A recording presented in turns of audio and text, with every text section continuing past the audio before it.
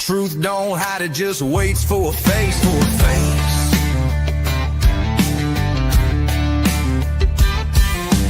Big footprints in a pine-slick path. Bob Lazar files with a government laugh. Court dates lost in a sea of red tape. We ain't 10-4, we just stay awake.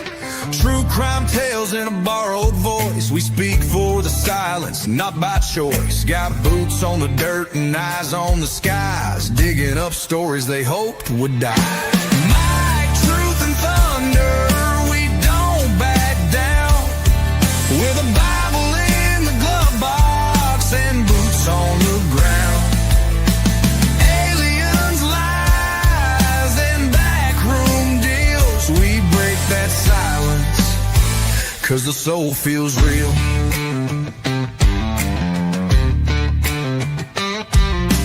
Military broadcast, midnight run, teaching vets how to speak what the war's done. From trigger pulls to microphone stands, from combat zones to healing hands.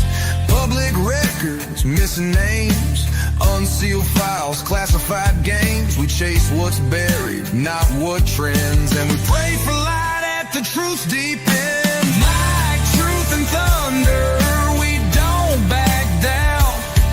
With a Bible in the glove box and boots on the ground. Aliens, lies, and backroom deals. We break that silence, 'cause the soul feels real.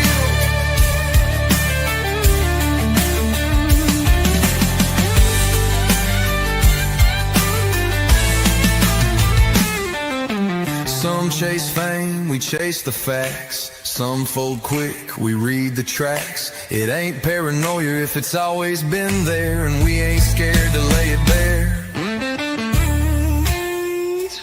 Into the storm. We ain't perfect, but we were made for this form.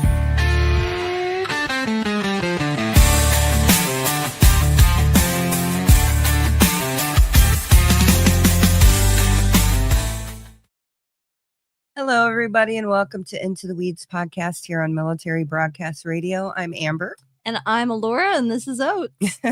Thank you, everybody, for being with us tonight. Mm-hmm. We have a very heavy episode tonight, but it's a very important episode. I would agree. It's something that we need to start getting comfortable talking about. Unfortunately, too many people stay away from this topic because of either uncomfortableness, demonetization, fear, any kind of retaliation. Yeah. And so we are going to get into the weeds tonight. Literally. That's about right. And please don't take this episode as us just bashing Mormonism, LDS, whatever. Kind of faith. Yeah, because we've been reviewing the Duggars recently, and that's Christianity. We've had people come on and talk about the Muslim situation and stuff like that. So we've gotten into the weeds with Frank from Nigeria. Oh, yeah. Yeah. Gotcha. So we have gotten into the weeds about all kinds of different faiths and different topics. So, but I'm very interested in what I'm learning. I know that if you guys watch the Into the Weeds podcast, you probably pay attention to some of the headlines, and there's been a lot of controversy that's come out of the Mormon church as of the last 2, 3, 4, 5 years. And, I don't really know what to say about it. I don't either. There's a wide variety of things that are happening, but it makes us wonder. And we have some people here today that are going to share their stories, and yeah, and actually our first guest that we're going to bring up is actually somebody here from Military Broadcast Radio. It's Mike Nussbaum, and he is with Veterans Talk. He's a U.S. Army veteran, a Purple Heart recipient, and he also appeared in a documentary that I watched last night, and boy, my heart was just aching for everybody in that documentary. But he was in the documentary Scouts Honor. He has a firsthand experience with corruption inside of institutions that claim to protect people, and he understands trauma and systems of abuse from multiple angles. And so we're going to bring up Magic Mike right now. Hey, Mike. Hi, Mike. I can't hear you guys. Can you guys hear me? You can't hear us? We can hear you. You can't hear us? Okay. Well, why don't you come? I can't hear you Oh, guys. you can't hear us at all? Here, let me. Can you tell him to? Always a technical difficulty, right? Whatever. Right. Can you guys hear me? Yes, we You can can. hear me. I can read your lips pretty good. No, tell him to go out and then come back in. I heard the intro and everything, and as soon as the intro stopped, that's when you guys went off. But look up in the chat. I got you. All right, I'll jump out and come back in. Give me 1 second real quick. I'll jump out. Thanks, and Mike. come right back in. Yeah, actually, if you guys have been on Military Broadcast Radio before, Mike, he's an interesting character. Him and Joel do a show together sometimes, and oh no, I'm listening. No, I can say something afterwards. And yeah, I just enjoy their banter back and forth, and we're going to learn more about Mike. Is the documentary available on any streaming platforms? Oh, it's on Netflix. Actually. What was it? You didn't watch it with me. You watched it by yourself. I want to watch it too. Scouts Honor. Scouts Honor. Scouts Honor on Netflix. Yeah, Scouts Honor on I'll have to watch it Netflix tomorrow. Yeah, I started watching it last night. Here he is. Let's see if it works now. Yeah, Hey, can you hear us Hi, now? Mike. Can you hear us? You know, when I do my show, I love StreamYard, but I hate it at the same time. So I apologize. I know. No, you're fine. All your listeners, I apologize. No, you're good. Hey, Mike. So thank you for joining us. And you are on Veterans Talk at what time? I'm on Veterans Talk on Thursday from 4 to 5. And what's important to you is important to us. So let's talk on Military Broadcast Radio. And what are some things you talk about? We talk about veteran issues, things that are important to the veterans. Everybody knows my story. I don't take my clothes off. That's not how I got my name, Magic Mike. No I fun. I'm just like, I got it because, when I was in the military, I always would disappear and find things and stuff that people needed and stuff. And they were like, "You're magic." So Magic Mike kind of stuff. So way before the TV show, but so it predates the movie? yes. Cool. So yeah. So Well, if it makes you feel any better, I'm talking to you before I've seen the movie. So that's good. That's good. So yeah, I talk about what's important to veterans, and we don't talk about religion. We don't talk about politics, because in the military, we really don't care about those two things. All we care about is that you have my back and I have yours. And, regardless of your race, color, creed, or your religious preference or political views, we're all brothers and sisters, and we're all cut from the same cloth. And at the end of the day, that's what matters. So I love it. I've had Amber on my show, matter of fact, and it was awesome. She's an amazing human being. And I would agree. yeah. So it's an honor to be on her show. I mean, it really is. And especially a topic, something that's not only near and dear to my heart, but something that's very close to me. So. Yeah. And I had no idea, honestly, because yesterday I was talking to Stephanie, our guest who's going to join us later. And I don't know, I just started thinking, I need somebody that's going to add to the conversation. And I started thinking about who I could think about bringing on. And I thought about you, and I was like, let's just ask Mike. And then when you told me that you were in that documentary, I was like, oh, wow. Okay. I think that's a little divine appointment. Yeah. Have either of you watched the documentary? I watched it last night. I didn't know she was watching it last night, but I'll watch it tomorrow. Okay. It's a very well documented documentary. It's called Scouts Honor. It's an amazing producer, Brian Knappenberg, called me up one day. I was getting ready to buy my new truck, as a matter of fact.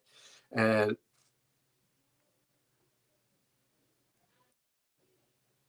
Sorry. oh yeah, I had to look at that. Yeah, I'm like you. Listen, I when I'm doing my show, somebody wait a minute here. I got My bad, guys. I was Go ahead, Mike. Yeah, I was buying my truck, and I got a phone call, and the guy's name was Connor, and he said, I'm the executive producer of a film that we're doing called Scouts on, well, working title Scouts Honor. And your name was given to us by a gentleman, and so on and so forth. And we talked. At that time, the Boy Scouts of America were in bankruptcy because 82,000 victims came forward that were abused in scouting. What made my case, I guess, different was I was one of the original 5. So there was 5 of us originally that went against the Boy Scouts and said, hey, you need to have correction of your youth protection. And we sought for that. It wasn't a lawsuit per se of money or anything. It was that there needs to be change and accountability. So I sat with him. I told the guy, the car salesman, I said, I need a conference room, and I need it now. So I went in the conference room, and I spent about 2 hours on the phone talking to this team of producers. And the whole time I'm talking to him, I'm looking up and seeing who he is. And he's done the files of Hernandez. I mean, he's just a powerhouse producer. And I said, oh, this is really cool. And he said, we'll be in touch. And then he called me a couple days later, and he said, I'd like to fly to Florida, and I'd like to film. So we filmed for a couple days. And I'm going to tell you guys what. It's a documentary. You don't get rich. You get an IMBD, and you got credit for that. Yeah. But anybody who wants to go into filming, whew, God bless you, because it was stressful. It was stressful. I can imagine. Yeah, but it was great. We did a lot of talking. A lot of wounds were open, and a lot of unhealed things and stuff. But we had a town hall meeting that night for victims, and I got a phone call from a 75-year-old man that had never, ever told his story of what happened to him about being abused to anybody. And we talked until 2 a.m. And he said, thank you for being the voice for us that didn't have a voice and don't have a voice now. And it was great. And it was an inspiration to me. And it was kind of my healing point. So the documentary last year was nominated for an Emmy for Best Investigative. And that was really cool. This is, again, something that's near and dear to my heart is the protection of our youth. And it's very important because, we partnered with Child USA, which, if you don't know, is a great organization. They push for legislation all over the country because where my abuse happened, they have statute of limitations, right? Okay.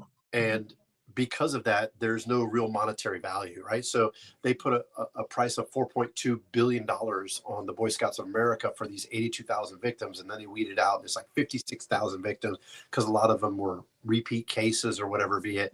So as they're going through it, it's all the way to the Supreme Court right now because they're trying to fight this and say they want every single buddy who's involved in Boy Scouts of America to be free and clear. Once this bankruptcy is done with, they have no more liability. So, What? yeah. So if you were in a church post that you were abused in, they're released the liability. If you were in a police explorer post in a police department or a fire department, whatever, they're released the liability. It means that they have no liability whatsoever, and they can never be sued again for that. So it's technically and legally it's very complicated, but more importantly, I think, for me was the chance that I had to do a Zoom call because it was during COVID. And I got to do a Zoom call with the CEO of the Boy Scouts of America and his team. And I said, I want you to hear me loud and clear. What happened to me and many, many others might not have happened on your watch, but you had the opportunity to come forward and say, it didn't happen on my watch, but the buck stops here. And I'm going to do everything in my power to make sure that our youth are protected and this never happens again. But you lost that opportunity when you started defending and saying, "Oh, Boy Scouts are great." And it is a great organization. Even if even in the documentary, I said that Boy Scouts of America is a great organization. It's just there's no safety in place to protect our youth, right? And moving forward, how do you do that, right? I mean, the Boy Scouts of America it was your parents dropped you off, and they hoped you were in good hands to learn values and stuff. So, when you and I talked last night and you told me about your guest, I was excited and ecstatic to be on your show. But more importantly, it's another voice because she's one voice. I'm 2 voices and 3 voices and 4 voices. And we get the voice out there that there has to be legislative change because the only way to do it is to hold people accountable. The United States government right now, just decided to wash their hands of the Boy Scouts of America. I was just about to ask about that, actually. Really? What happened? So the Boy Scouts of America is a federally recognized. Mhm. So they get certain subsidies and certain breaks through the federal government. Mhm. So kind of like the Veterans of Foreign War, American Legion, all those other really old entities, if you will. So the federal government said that they're going to kind of step back from the Boy Scouts of America, not just because of this. I think in the grand scheme of things, they're saying because of LGBTQ and Boy Scouts supposed to be Boy Scouts, Girl Scouts be Girl Scouts. That's not the case. They're really trying to step back because the Boy Scouts of America did not follow through with their promise of protecting the youth. They don't have the tools in place. So, and there's a lot of organizations out there. You know, when you go to a church and you want to worship, regardless of what your religion is, you want to be safe and you want to know that that person has the best interest for you. You're sharing personal, intimate secrets with somebody that you normally wouldn't share with, and you trust them. It's just like me. I trusted a police officer when that happened to me, and it went on for 4 years. And you know, if you go and try to tell somebody about it as a man, you look stupid. Yeah. Right? It's kind of unbelievable almost, right?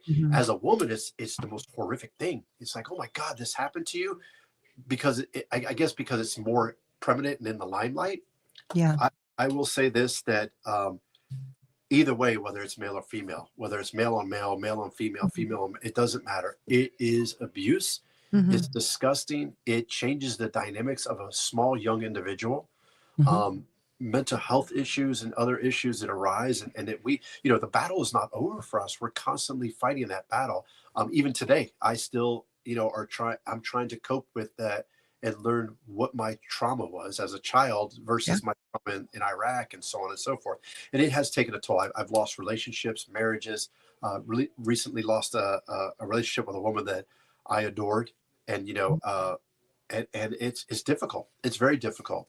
So, you know, the only way to really combat this is to get the word out there. I mean, it's a sickening word, right? You would rather be talking about a hair, but it's to get the voice out there. And like I said, you know, she's one voice, I'm two voices, and how many more are out there that we can tell legislative change it's a must. It must happen. And it's not about we're trying to line our pockets so that we can live in a beautiful house and you know, live lavishly, you know, by suing somebody. It has nothing to do with it. It's called accountability. And my lawyer and AIS is called Abused as Scouting, which is Andrew Brent Arsdale is the lawyer and his team. I told him when we were interviewed on CNN, I said, I want you to know two things. Number one, I'm not a victim. I'm a victor. I raised two boys and did a great job in the military, and I retired. Went on into law enforcement after that. And the second thing is that we're not here for anything other than to be heard and have accountability. Nobody's been held accountable. And what that accountability looks like, whether it's monetary accountability, whether it's change accountability, or whether that's, you know, them doing something different when they screen for people that are there. So no, I think it's because it's so taboo. I mean, how many of us grew up, sex was taboo, you didn't talk about it, your parents didn't teach you about it.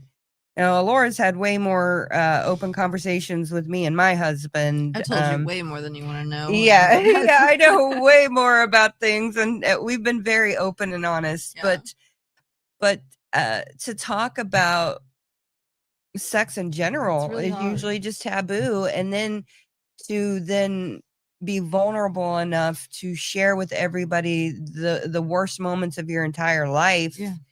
It's always just been something that you're supposed to keep to yourself and not talk about. And so this is where we change the narrative and do better for the next generation. Absolutely. You know, there was the Me Too movement not too long ago, and it was opening up to the, you know, all the different things in Hollywood, you know, that were going on and stuff. And people were like, wow. I mean, Harvey Weinstein went to prison.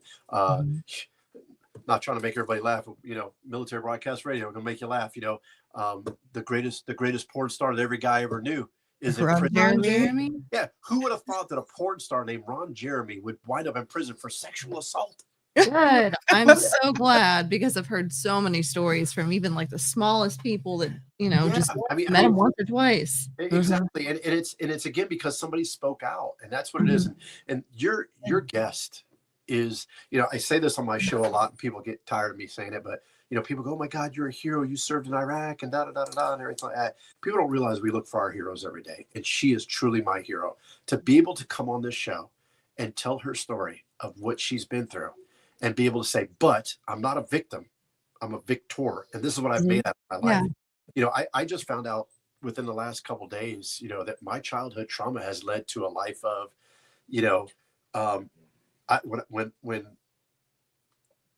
when I testified on the trial on my 18th birthday, and I said, I told a lie. I told a lie. I said, he just touched me on my leg and stuff like that, and I didn't go into details because I was embarrassed, right? So at almost 55 years old, right, when I get embarrassed and stuff like that, I still do have that tendency, to kind of detour from the truth because I'm scared or terrified. And my counselor said, "But that's part of your childhood trauma and you never addressed it, and that's what we're going to address now." So it's not lying and saying, "Well, I've cheated on you because of this." We're not talking about those kind of lies. We're just saying different ways, different stupid things, lying about whether you went to the store or not and got milk. "Yeah, I got milk, but I left it at the counter," when you knew dang well you just forgot about it, right? Yeah. So that's the things to talk about. And it's dealing with that and trying to fix that trauma. I've lost so much, and I'm sure she can, when she comes on, it will testify about how much we've been through in our lives and still go through, and it's difficult. It's really difficult. It really is. Well, we're going to actually bring Stephanie on right now. She actually goes by Mrs. Fancy Pants in the Jip verse. I met her. I don't even know, in some chat or in the comment section. I'm really not sure. I think I messaged her to talk some crap about somebody, and then our friendship blossomed from there. But I always knew that Stephanie had a story, but I never dug into it. But she is a survivor of LDS related trafficking, labor exploitation, and basically just systematic abuse. And it's heartbreaking and eye-opening. Unfortunately, she's been through a lot, but she's here to tell her story. She was taken out of school at the age of 11, moved more than 35 times, I believe, forced into child labor, and later groomed and abused by people the church placed in positions of authority. Her experience echoes patterns documented all across Utah, and we're incredibly grateful that Stephanie is here to tell her story. So without further ado, here's Stephanie. Welcome, Stephanie. Hey, thank you. Thanks for having me on. I appreciate it. Thank you for coming on. We appreciate it. Also, I meant to tell you this beforehand when we were in the backstage, but you look really good tonight. You look beautiful. Thank you. Thank you. I did my hair. Michael, you look beautiful as well. But I wanted to say that, but I was like, Thank you. Your smile is radiant. Thank you. Thank you. And it's great to meet you too, Michael. I'm really proud of you for standing up, because I know as a man that's the most taboo thing to talk about, and it's the hardest thing to talk about. And I really appreciate what you did for so many thousands of kids who didn't have a voice of their own. But thank you. Thank you. Yeah, no, really. I mean, it takes so much guts for people to stand up and tell their story to their parents or to their family members, let alone to, Netflix and whoever's listening. and whoever's listening now, and I'm just so proud of both of you for being willing to do that. And so Stephanie, could you just tell us a little bit about who you are and what you're really trying to do? Yeah, so my name's Stephanie. I live in the Salt Lake Valley. I lived here in Utah off and on since I was a kid, but I've lived here constantly since 2013. So I used to be a recruiter, a tech recruiter, and I did that until actually until my oldest sister passed away, and then my PTSD got super bad, and Mhm. I ended up leaving employment just because I couldn't get my health under control. Mhm. So now I really I'm telling my story because we need legislative changes in Utah, and we need them now. And I it's not a story I ever actually really wanted to tell, but I think it's really important because of the circle that occurred in my life. So I actually testified for my first court case when I was 4 years old, against Oh, my wow. father, who was an Air Force veteran. Um, and so that was in 1989. And you would think that being a child victim like that, that they would take care of you and watch over you and make sure that you know, get the care that you deserve. But they didn't. After my mom left my dad in 1989, we were really unstable. We lived in shelters and tents and beat up cars, um, home like more than one condemned home. It's interesting, Mhm. but it was a very tough time. Mhm. My parents were extremely Mormon, and so we were taught obedience first and then survival second, and you know, above all else, like, you don't question the priesthood authority. Mhm. Like, so that was just um a well known. And like Amber said, when I was 11, I was taken out of school um to help with the family business. Really, I was taken out of school because my mom had gotten remarried that year to a man named Mike, and he was extremely abusive. And so I often had bruises. And I wanted to escape so badly. I was the kid that did not want to be there. I knew I didn't belong. I wasn't comfortable. Like, I didn't want to be in that family, and I tried to escape every chance that I got. Mhm. Um, so there I guess their solution for me running away and trying to get help, because I was also a perpetual runaway.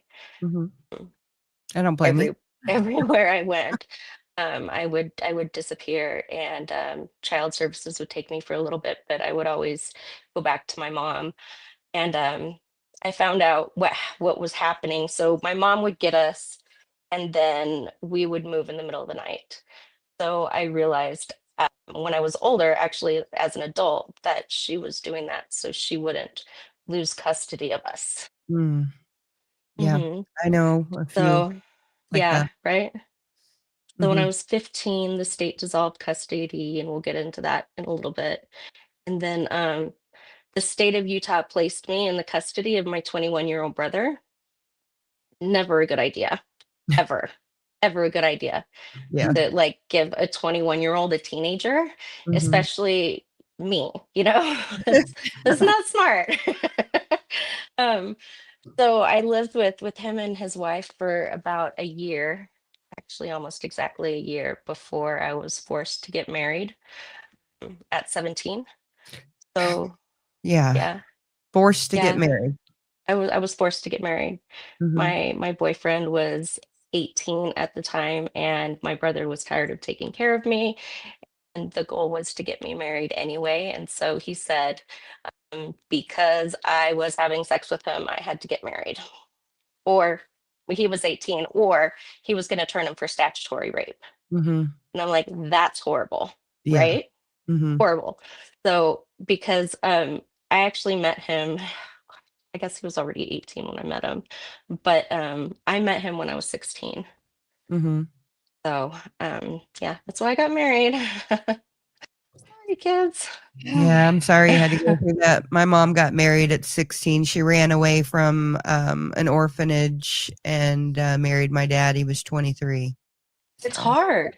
It is yeah. really hard being married at 17, and I would not wish it or suggest it for anyone else. Like, I don't understand. Like, to be, not to be crass, but honestly, my boobs weren't even developed yet. Yeah. Like, let's just look at it how it was. I was a child, a definite child still. Like, I hadn't graduated from high school yet. I was still trying to go to school. It's just, yeah, I was a literal child at that point. Children should not be able to get married, period. Yeah. No, they shouldn't. No, they Even if shouldn't. it's another child, No. give it a couple years. You'll Yeah. figure it out or you won't. Yeah. Right. And Yeah. like Amber said earlier, this isn't about destroying belief. It's No. about examining these systems that claim to be holy and claim to protect children when they don't. So that's what it's about, and it's about making changes. So I usually start off talking about child trafficking because well, I was work trafficked mostly. So that's it's an interesting one. So when we talk about trafficking, like most picture like a dark alleyway and criminal rings, kind of like how these movies show, right? Yeah. It's not the guy in the back alleyway that you have to watch out for. It's Right. actually You- usually it- someone in your family. Yeah, and I'm glad you brought that up because when we do think of child trafficking, we think of that movie with Liam Nelson, right? I have a set of skills, Taken. right? Yeah. That's So- so rare. Yeah, and it's yeah, I agree with you. It's not the way it is. You're more likely to get trafficked by your own family than anyone else, Yeah. unfortunately. That's sad. Mhm. Looking back at what you've been through and stuff, I have a kind of a two-part question. Number one is, why now? Why come forward now? Because that was a question I was asked, on CNN and CBS. They all, why now? Why now? And it kind of, I felt like I was being attacked, and I don't want you to think that at all, but I know why I came forward because I needed to for the other people, for the other kids. Yeah. So what made you came forward now, and when the abuse was happening, how did it affect the way you saw yourself? 'Cause I know, and I'll tell you, me, I have, even to this day, I have very low self-esteem. I think of myself as not a good looking guy, and stuff, and that's part of who I am because of what happened. Sex Yeah, it does really affect your Yeah, emotional health and your mental health. so Really extremely bad. Um, okay, did it sorry. That yeah was a long question. no so why are you coming Why forward? now? Yeah.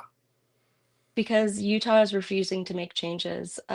Since 2016, I've been marching to the Capitol building, asking for policy changes, asking for them to remove the priest, the what is it, clergy exception rule, and they refuse to. What's the clergy exception Yeah. rule? When a crime is confessed to the bishop, they don't have to call the police. Okay. So, We were just talking about in the forward about how there's been so many different crimes that have come out in the Mormon community, whether it's something in the sexual abuse realm or something more like the Jody Hildebrands and the Ruby Frankies and stuff like that. I mean, there's just so much that's going on right now. It's just yeah. yeah. The other part is people are actually listening right now. Mm-hmm. The Yeah. Epstein files has people's attention. So it's time Absolutely. that we link up together and we make a difference and we demand these changes. And Because guess what? I'll drive Right? to Utah and I will walk to those steps with you. Yeah. Me too. Thank Me you. too. Me too. Seriously, Me absolutely. Thank too. you. So when all of this was happening and stuff, how did it affect you and how you saw your faith in the church and just in general the people around you? So I watched this episode of Mormon Discussions yesterday, and I ended up having a flashback because of a video they put on, and there's a song called "The Child's Prayer." So what I did often was I would sing that to myself and hope that there was a God. But then by the time I was a teenager, I realized that if there was a God, either he's not all good or he's not all powerful, because either he's a piece of crap, because who would allow infant rape? Yeah. What type of God allows that and doesn't intervene? And so it really honestly it killed my faith, and it killed my faith in people, and I don't trust people very easily. I'm extremely guarded. Um, Mhm. it takes me a really long time to actually make friends. Yeah, absolutely. And We're always I second don't guessing their usually open ulterior up. motives. Yeah, Yeah. Right. we always second guess their ulterior. Yeah, I'm the same way, and people don't Yeah. realize that. It's like my relationship that I just that I guess what just ended was difficult because I tried to explain to her that that I don't trust very easy, right? So I so don't trust easily when at you all. say you change your password to your phone because you do that automatically, or what? Just an example is not real, but I was Right, sitting there go, right. yeah, sure you did. Uh, Look who you Right, text sure. messages, right? yeah. So it's very difficult. We have trust issues. We have with me because it was a police officer. I had being in the army, believe it or not, being told what to do. I had authority issues Interesting. Mhm. because this was Yeah, I guess I this did too. yeah, I it was a guess, police yeah. officer that did this, somebody who I trusted, and when he told me, you could tell who you want, nobody's going to believe you. And he's right, because he was well respected in the community. He was a sergeant, and they Hmm. adored him. Nobody would have believed him. Even my parents, when I came to them, they were like, you know, you sure this happened? So it's very difficult. You're a powerhouse. I'm going to tell you this right now. You don't need me to tell you that. You're Thank you. you're amazing. Um, It's what do you think? What do you think religious institutions, including the Mormon? I mean, not just the Mormon Church, but including them. Um, what do you think they need to do different? I mean, we had a little discussion about the Boy Scouts of America and what transpired, but with me. But they what do you need think the to Mormon Church needs to do different? they need to choose the kids that they say they love so much and actually remove the predators out of the churches. They need to kick them out. Maybe if they want them so bad in their church, they can have a predator ward like they have a young single adult ward. The gnat flying around, it's going to drive me nuts, I, you know? But they need to keep them out of the building with children. Children need to be allowed to run in the halls and the foyers without having to watch out for pedophiles I waiting for them in totally corners, agree. you know? So I say what's needed the most is when a child comes to a bishop and says, I'm being abused, that bishop needs to pick up the phone and dial the police. They need to call 911 because it is a fucking emergency. Okay. Mhm. That is an emergency. They need to dial 911 and they need to say, I have a child in my office that has just told me about this horrendous incident. They need to stop calling Kirkton and McConkey. They need to stop using their, their little hotline, and they need to call the police instead. Mhm. So, in a lot of places, I thought that pastors or people that deal with children were mandatory reporters, but not in Utah. They're not So anywhere. I'm Most places they're not. yeah, Really? when their I state to state is There's different. a clergy exception in almost every state. so Really? any church that I've Really? been a part of, I've had to Mhm. sign a paper stating that if I see anything going on with a child Good. that is bad, that I first tell my boss, and then we report it to the authorities. Every Good. church that I've ever worked in. So to know that that's not even standard operating That's rare. procedure. That's crazy. I mean, I guess I've gotten lucky, but then again, No. I know some people that didn't report things and even No. told me to shut up and separated me from people because I told them about my abusers and they got to go and do things and I Mhm. had to go off to the side. So Yeah. even in a place where that was mandatory, Mhm. things There's slipped no through the cracks. background checks to work with kids. There is nothing. The No church background goes checks off in of Utah? discernment. No, they go off of Discernment. feeling, their gut feeling. Oh, he Oh, looks no. like a nice guy. Sure. Well, I'm So sure Jeffrey What does a Epstein looked like a nice pedophile guy look too. like? Yeah, what does a pedophile look like? Yeah. Will they look like All kinds of people. it I've looks like seen Todd Christofferson's brother is what he looks like. yeah, well, and in Mike's case, it looks like a police officer. So, Mhm. and that's the thing. You never know who you're They sitting blend next to. in. Yeah. You Yeah. never They know who the person is next to you, what they really Mhm. do in their private life. And until we start shaming people immediately when these things happen, and making sure that these children who are affected get help immediately, it's never going to change. So my parents, okay, so this is what the church teaches. The church teaches that as spirit children, we chose all of our trials and tribulations, everything that was going to happen to us on earth. So if we didn't like it, we only had ourselves to blame. And my mother would tell me this all the time. In heaven, you chose this. You chose me as your parents. You chose all this to happen to you. If you didn't want that, why did you choose that? And I'm like, what the fuck is wrong with you? Like, Yeah. God damn it, I was an infant. Oh my goodness. It is not divine. Like, it's not a divine premonition. Like, that stuff didn't happen to me because God wanted it to happen to me because I chose it. No, it happened to me because I was around horrible people and a mother that didn't protect me. Yes. That's why it happened. Yes, 100%. You know, it almost reminds me of I actually used to have a coworker who was like a shaman, but he was just some white guy. Like, I don't know what the hell. He took a course online. I don't know. But I remember, you know, him and I were like vibing. We were getting along. You know, I was kind of on, I don't know, I was believing some of the stuff he was saying. But then he tried to talk to me about karmic debt. And I can kind of subscribe to some of the things he was saying, but then he really lost me when he started to say that people that were taken advantage of as children were that happened to them because in their past life they did something so wrong and so horrible that it was their karmic debt in another life. Oh my gosh. And so this spans spiritualism, Christianity, Mormonism. This just seems to be like a very prevalent thing to try and blame the children for things that happen to them, for things that they cannot control. And it's just, I don't know. Mike, what were you going to say? No, I don't want to.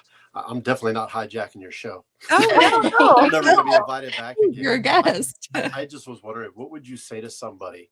And these are just questions that were asked to me. And I'm so curious to what your answer would be, because, you know, I don't know if my answer was the right answer. What would you say to someone listening right now that is just like you and I, that never came forward, right? That they're still afraid to tell their story. What would you say to them? I'm just curious. I would say that it's going to take all of us coming out of the shadows and standing together and holding hands in order to make a change. I'm not doing this because I'm comfortable. I'm actually shaking my leg while I talk because my anxiety is peaking. Yeah. And it's not something that I'm yet comfortable with, but it's something that I have to talk about because I have so many cases. And like, oh gosh, before I was even married, I had 4 assault cases that were charged and prosecuted. Sorry. That's horrifying. There's 3 others that weren't charged and prosecuted. I hear your pain, and I one thing I'll never ever say is that I understand, because we're 2 different people. But I will tell you this, that you're incredibly strong. Thank you. You're incredibly strong. You're a hero. And as hard as this conversation is for me, it seems like it's easy, but it's not, because a lot of old wounds, right, come up. And God knows I've done enough crying, and so have you, right? Yeah. Oh yeah. You know, I wish I had answers. I wish I could take the pain away. I don't even know how to take my own pain away, right? Something you just have to work through. It happened. Yeah, but it's powerful though, because you know that as much as I'd love to take your pain away, you and I want this never to happen to another child. You know, and I wish that the politics would be so together on this and say, hey, listen, I don't care if you're Democrat, Republican, liberal, green house, red house, whatever it is, but we need to protect our children. We should all be able to unanimously agree that pedophiles are bad, that assaulting children is bad, that it causes generations of harm each time. Because just me, it's affected. Okay, so it affected well, of course, my dad, my family, my mother, it affected her, it drove her crazy. And then it affects me, it affects my daughter, and then my oldest daughter has a daughter too, so it affects my granddaughter. Mm-hmm. Mm-hmm. So how many more generations are they going to allow to be affected by this? You Yeah. know, When's Yeah. enough? when It is should. enough? Because that's 4 generations right Mhm. there, right now.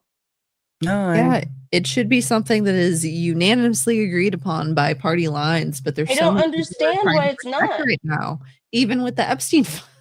Like people are just protecting and Mhm. diverting. It's And we one day we care, and the next day we're voting against Yeah. I releasing. don't understand. I don't Yeah. understand it. I really don't. I agree. It's Um, difficult. Yeah.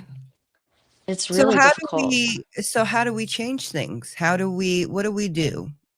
Now, I know you were talking to our guest from on Saturday, Mhm. Stephanie Yeah, Davis. Stephanie.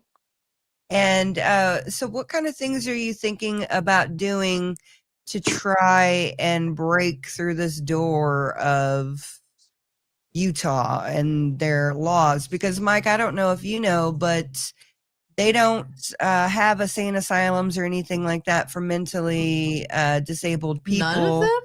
No, not in Utah. Really? They Stephanie, can you tell them the law about the law? Yeah, so in 1980s, they actually abolished all of our mental hospitals here because people were really mistreating patients and they were Yeah. torturing them.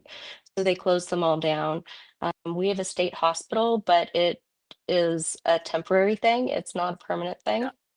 Yeah. And the state hospital's the closest to it, but there's a time limit on Yeah. patients. To add to Stephanie. So in the 1980s, Ronald Reagan was our president. He cut funding for mental health hospitals to the states. So all the states started closing down their mental health hospitals and stuff, and they turned to the jails. That's why you see so many mentally ill now in jail, Mhm. or even on the streets. Right? We see a lot Yeah. of homeless or mentally ill because, they don't have the hospitals anymore, the federal funding and backing for those hospitals. A lot of them went bankrupt. Mm-hmm. And then the abuse was rampant in those things. Yeah. Oh yeah, Somebody was in there absolutely. for severe anxiety or autism even, or something Right. like that, and they were being They abused. would hold Yeah. them down and Yeah. hold them down and drug them, and it just made things worse and worse Yeah. and worse. I Yeah. know. I Even know. just It's even me just being a TA when I was in high school, and I was like the guidance office TA. And so I would occasionally have to deliver letters or different, documents and stuff to classrooms and stuff. And I remember all of the special ed classes were in the portables and stuff that were in the back of the school. And just oh, going in there, I saw people strapped down to beds. it I kills remember, your soul, doesn't it? oh my God, I even reported a lady one time who there were two sisters, and from what I understand, I think that they came to be because I think that their mother was raped by a family member, so they were victims of incest. Horrible. And I remember I And then was to be treated that way after too, yeah, your well, whole they were life. about to go on a bus, and there was a lady who was one of the workers, in the special needs department, and she grabbed them by their ponytails and yanked them onto the bus. And I went to report them, and I didn't know her name, and I looked through the yearbook, and I had to point her out, and nothing happened. I remember that. Nothing happened. It's horrible. My aunt, she was born with severe cerebral palsy, and she couldn't walk, she couldn't talk or anything like that. So she was put in a nursing facility, I guess like a nursing home. Well, one of the orderlies ended up essaying her, and it was going on for a long time. We didn't know it. And then when we found out, my grandma pulled her out, and she lived with my grandma from then on. But it's like I just don't. Yeah, I even remember that Dad, when I was young, used to help out an autistic guy. I won't say his name on here, but I remember he even got put away like a few years later because his parents were elderly and they couldn't take care of him. And I don't know about that kind of abuse, but I know that he was on so much medication he didn't even recognize dad, and he was just being, he was like a shell of the person that he once was, even with this severe, mental. Yeah, it happens everywhere, and it's like, yeah. And these are the vulnerable people of our society, the people that we should be taking the utmost care of. And I just don't understand it. My stepdad, he was a sped teacher's aide, and he was extremely abusive. He did it after he came back from Vietnam, and he was so abusive. I can't imagine what he did to the kids who couldn't talk. Because like with us, he was militant, he was violent. Like his idea of getting your attention was to grab you by the throat and slam you against the wall. And he says he's just getting your attention. No, you're not. That's yeah, he did a lot of things that is now classified as child torture now, thanks to the Frankie family. Because yeah, he was horrible. He would he would tell us he was going to cool us off and hold our heads underwater. So I know my head was held underwater in a bucket. I know my brother had his head held underwater in a toilet. Sorry. Just horrible, horrible things. And he was from Richfield, Utah, which probably had something to do with it too. So Richfield is like really uber FLDS. And so the Mormons there are like a hybrid of Mormon FLDS. Really, like the only difference is they don't have the multiple wives. And if my stepdad could have gotten multiple wives, he would have. He's disgusting. He's just gross. I thought the FLDS were the people that had multiple wives, like the true Mormon. Yeah, they are. Yeah, they they are. are. But not all fundamental Mormons believe in, or not believe in, have polygamous Girl, wives. I have a problem taking care of one woman. Why would I want two at the same time? That's what I'm saying. We're I'm hard. asking. That's what I'm asking. You guys want to hear about the mistletoe sales? Yes, Oh, yes. Okay. I read that. Tell me about that. Yeah, so it started the year that they got married. I turned 11 that year. So the three of us younger girls would drive with the parents to Oregon, and we would go harvest the mistletoe out of the oak trees. And then like they would have us climb up the tree with a knife and shit like that. Really? Yeah. Yes. Yes. Wow. Like my older sister and I, we were climbers. So they're like, yeah, let's just have the kids climb the tree with a knife to cut out mistletoe. So then we'd drop it down and they would put it in giant bags. We'd take it home. And then from like end of October until Thanksgiving, like most of October, we'd package it and freeze it, individually package it and label it with Mistletoe Creations. Oh, okay. Yeah, that was my mom's business name, was Mistletoe Creations. So then from Thanksgiving, like Thanksgiving is when we prepped everything for afterwards, because the day after Thanksgiving is when we would start selling door to door. So we would go to the wealthier neighborhoods, and it was my sister that's 3 years older than I and myself that would go. And they would want us to walk door to door in these neighborhoods and sell mistletoe and bags of cheap candy from the dollar store. So it was like the mistletoe was $5 a pop, and then the candy was like $1. So we had actual monetary goals that we had to make. We had to sell 100 mistletoes, which was at $500 a night. Wow. Like, So if we didn't reach our goals, our monetary goals, we didn't get in the van and warm up. Like we didn't have nice shoes either. We didn't have winter gear. It actually gave me frostbite one year. Oh wow, So really? I have a mild lasting frostbite. So if I get too cold, I actually lose my toenails and my toes go purple still Oh from wow. it. Yeah, but it's like they had us walking out there in Utah in coats that weren't warm enough, without gloves, without hats, in shoes that had holes in them. And, in Utah in the wintertime, it is bitter cold here. Like it is Mhm. bitter cold. And then when you get the snow on top of it, it becomes like an ice box. So I'm not kidding. We did not get to eat until we had sold the $500 What worth of stuff. were you guys ever brought in to talk to like a child protective service? Never? Not for that. No, no. Really? Mm-mm. You would think Wow. No. you would think that somebody would see that and say something. I mean, in this day and age, I know right? we got the cops called on us a few times because we had to be out until 11 if we didn't reach our goal.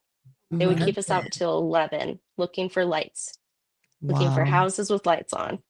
You come to People my do door at not. 11 o'clock, we're going to have an issue, Yeah. Yeah. Yeah. right? Like, what the hell? Now, And Yeah. then, now, like, are you I was 11 at this time, Yeah. are right? you are you in a relationship now? I mean, are you married now, or Yeah, yeah, and you have kids? You said, right? yeah. Yeah. This is something that I've always thought of, and my son mentioned it to me. He said, you were very overprotective of us. Um, are- do you feel the same? Like you're overprotective of your kids? Yeah, right. Yeah, yeah, I really am. Yeah. My girls tell me I'm overprotective. Yeah. I Yeah. didn't understand why you had so many rules about meeting people's parents and doing this and doing that. And you guys were actually more lenient than you probably even should have been, Yeah. because I don't want children, but if one comes along, they're not going Just Well, anywhere. and that's imagine sending your 11 and 14-year-old door to door, right? Door to no. door. So So, like, it's selling mistletoe, the kissing plant. Like, it put us in horrible positions. Like, both me and my sister got flashed.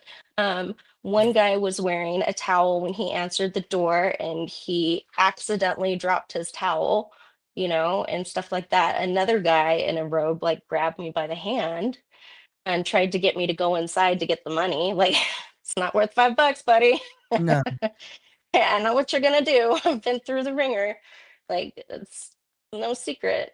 No, So, when I was 7 years old, a little girl in our town, Yeah. her name was Athena Hogan. She was 11 and she was out selling candy bars for a school fundraiser. And a family friend of mine found her. And yeah, and it's still an unsolved case to this day. So I'm trying so she to. went missing, doing what Yeah, my parents forced She me was to do. murdered. she was She murdered. was She was murdered. found. Yeah. And So, he- I grew up in, obviously, a little bit older than you guys, and I grew up in the time of the Adam Walsh, and yeah. little Adam was kidnapped, um, Mhm. brutally murdered and molested, Mhm. and his body was found some years later.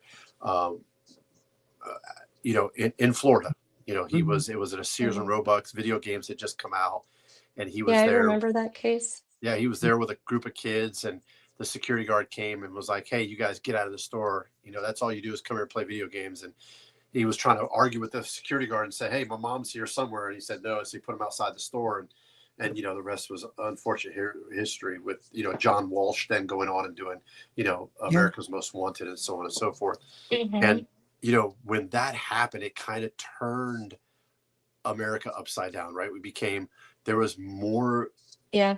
media attention on missing children. There was more media attention on what was going on.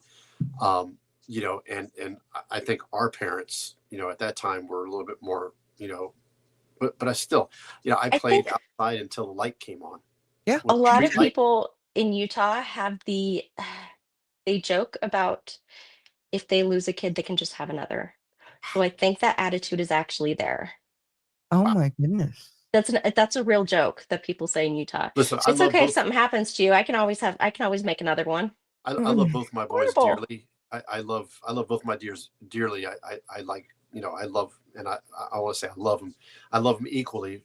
I like one better than the other most some days, but I still love them. They're my kids, and I don't, I can't see even making that statement as a joke. No, I Yeah, can't You know what I mean? either. It's like those are my children, and we're as parents, we are to protect them, provide for them, and teach them to get them ready for the real world, and that's our job. You know, our job is to provide it. You know, Yeah, I agree with that. you know, there's a thing that Denzel Washington, a skit that I've seen many times on social media with Denzel Washington, and he said, you know, you sleep in my bed, you sleep under my roof, you eat my food, fill your belly with my food, and he said, why do you think that is? And he says, because you love me, and he goes, hell, it has nothing to do with it. It's because it's my job as your father. He says it has nothing to do with Job. love. Those It are has to do basic with it. needs. Yeah, he said that's my job as your father. My job is to make sure that you're provided for. And it's you know, as heart wrenching and as hard as that to hear, it's true. We love our kids and we respect our kids and we love them to death, but we also, we're their providers and protectors. Mm-hmm. I think a lot of Mormons see their kids as property. Wow. So they, like for us, a year after my mom married my stepdad, he actually legally adopted us in the courts, me and my so it was my one of my brothers and then my older sister, me and my younger sister that he adopted. And the only reason he adopted us is because he's a Vietnam vet.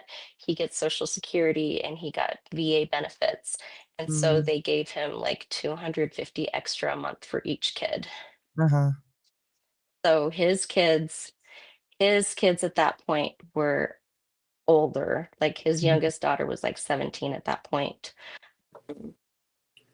So yeah, and I know for a fact that's the reason that he adopted us because he told us that. Mm-hmm. Um, Wow, yeah, right? that's painful. I mean, it's, you know, Yeah. Yeah, I'd even argue to say most evangelicals of any type see their kids a lot more as property or Right? kind of. I mean, And Well, I'm I'm not sure saying that's how people that my are parents saw religious. me I'm saying was as property. evangelicals, people oh, that, yeah, never mind. yeah, I don't It's know. more than just. It's not me just shitting on all Christians or all No, I was Muslims or just anything like that. The trying to people see that where are you were going with that. deeply like the Duggars, you know, people like that that Mhm. are by the books, like So very in what those families, those yeah. fundamental families, like work is really a big part of their religion and their identities. And that's very similar with Mormons. So Mormons like hard work is their identity. And it's like we sing these songs. So it's like there's these lines that I heard my whole life, okay? And they're about working or obedience, like this one. Obedience brings blessings, exact obedience brings miracles, right? Mhm. So they're looking for exact obedience through work. Mm. I mean, and then there's a song they make all the children sing. It's called Put Your Shoulder to the Wheel, and it's a song about work. Mhm. It's all about work. Now, is this Even usually just seen in the more poor portion, or mm-mm, even in the rich portion of the church they act like they this? yeah, they're workaholics too. So Gordon B. Hinckley, he was a prophet of the church. He said, there is no substitute under the heavens for productive labor. He also said that work is not a matter of economic need alone, it's a spiritual necessity. Yeah. So when you grow up Mormon, it's like you learn really early that they think that pain is supposed to cleanse you and that it's a gift Yeah. and that it's proof that you're progressing. And you should be grateful for that pain no matter what, if it's physical pain or emotional pain. Mhm. It's really, it's odd. Um, and then we should talk about Nephi a little bit too. Okay. Yeah, So, so oh I yeah. didn't know who Nephi and Moroni were until the whole Lori Vallow thing. But my husband and I were trying to, I guess, explain it to each other earlier today. We were both getting confused, and we were like, "Okay, wait, what is it?" So yes, please explain all that. So Nephi was a Mormon prophet. And the biggest story with Nephi is that Nephi was commanded to go get his records from basically the records facility in the city. He said they weren't righteous enough to have their records. So they tried to go and they asked Laban for the records twice. And then the third time when they returned, they found Laban was drunk and passed out. So God commanded him to chop off his head. God commanded Nephi to chop off Laban's head and to take back their journals, their family history. Okay.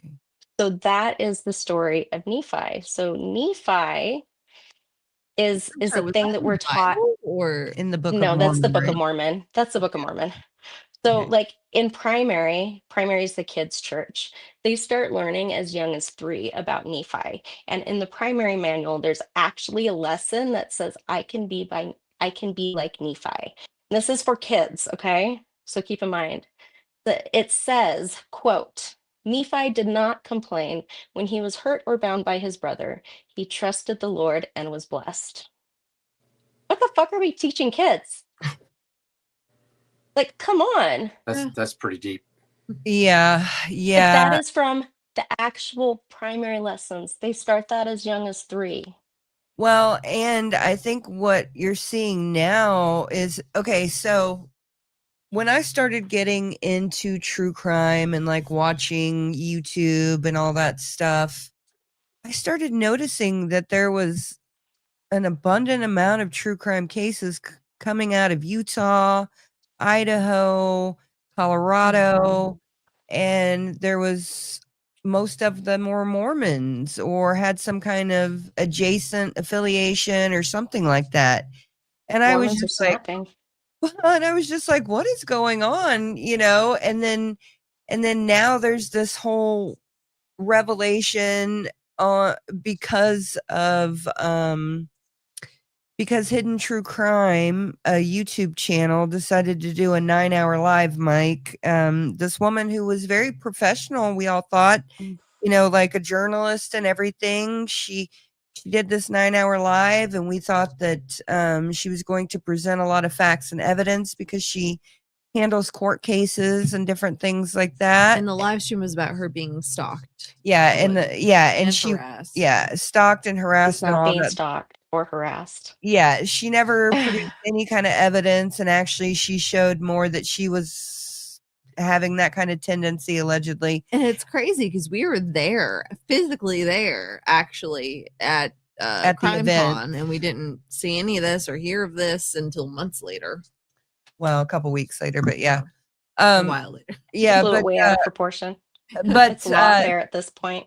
because this woman did this 9-hour live stream, now everybody's looking into the cases and the people that she's been associating herself with, and they're all Mormon cases coming out of Utah and Idaho and Nevada and things like that. And it's just becoming very suspicious that she may be a plant or somebody from the Mormon church trying to. I think she's trying to be a buffer to make the hard-hitting facts not hit so hard. Yeah. She's an apologist, basically, and I don't that understand sounds why like she's it. That's going on Mormon stories and speaking at ex-Mormon conferences because she's not an ex-Mormon. She's a very active Mormon, Mm-hmm. right? Yeah. So I don't understand that. Yeah. Like, and pick a so, side. Yeah. And so I just kind of started going down a rabbit hole because Crusha, your friend who you went on her show, she is a victim, and this woman used her family to make all kinds of money and was just really terrible to a lot of people who were victims in this situation. And so now we're all finding out that the Mormons have their hands in all this true crime. Like even the CrimeCon event that I went to in Colorado that Joel and I sat behind a booth at is owned by the Mormons. What? I didn't know that. We paid for next year too before we knew that. Look, Crime they're not Film. kidding when they say they want to take over the world. They do. By Glenn Beck. Yeah, or like he funds it or something like that. And so it's like, so I just started it makes going. sense. A lot of the people that they're like allowing to be not creators, Influencers? but a lot of the people that they're allowing to attend or have meet and greets and stuff are people that are controversial, or like for instance, they nominated Gypsy Rose for a book for an award for her book, and they just don't Didn't even write it. no. Steve, buddy, we have been on for almost 2 years now on Military Broadcast Radio.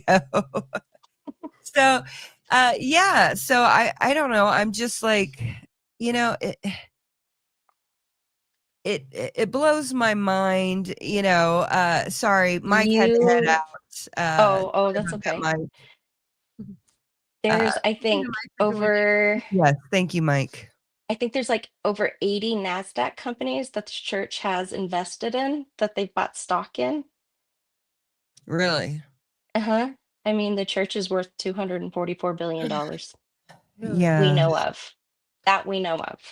Yeah, I go to independent Christian churches. You know, that's just I don't really like to associate with like having a hierarchy and all that stuff, because there's a lot of corruption that comes with all that stuff. I tried out a Unity church the other day. It was interesting.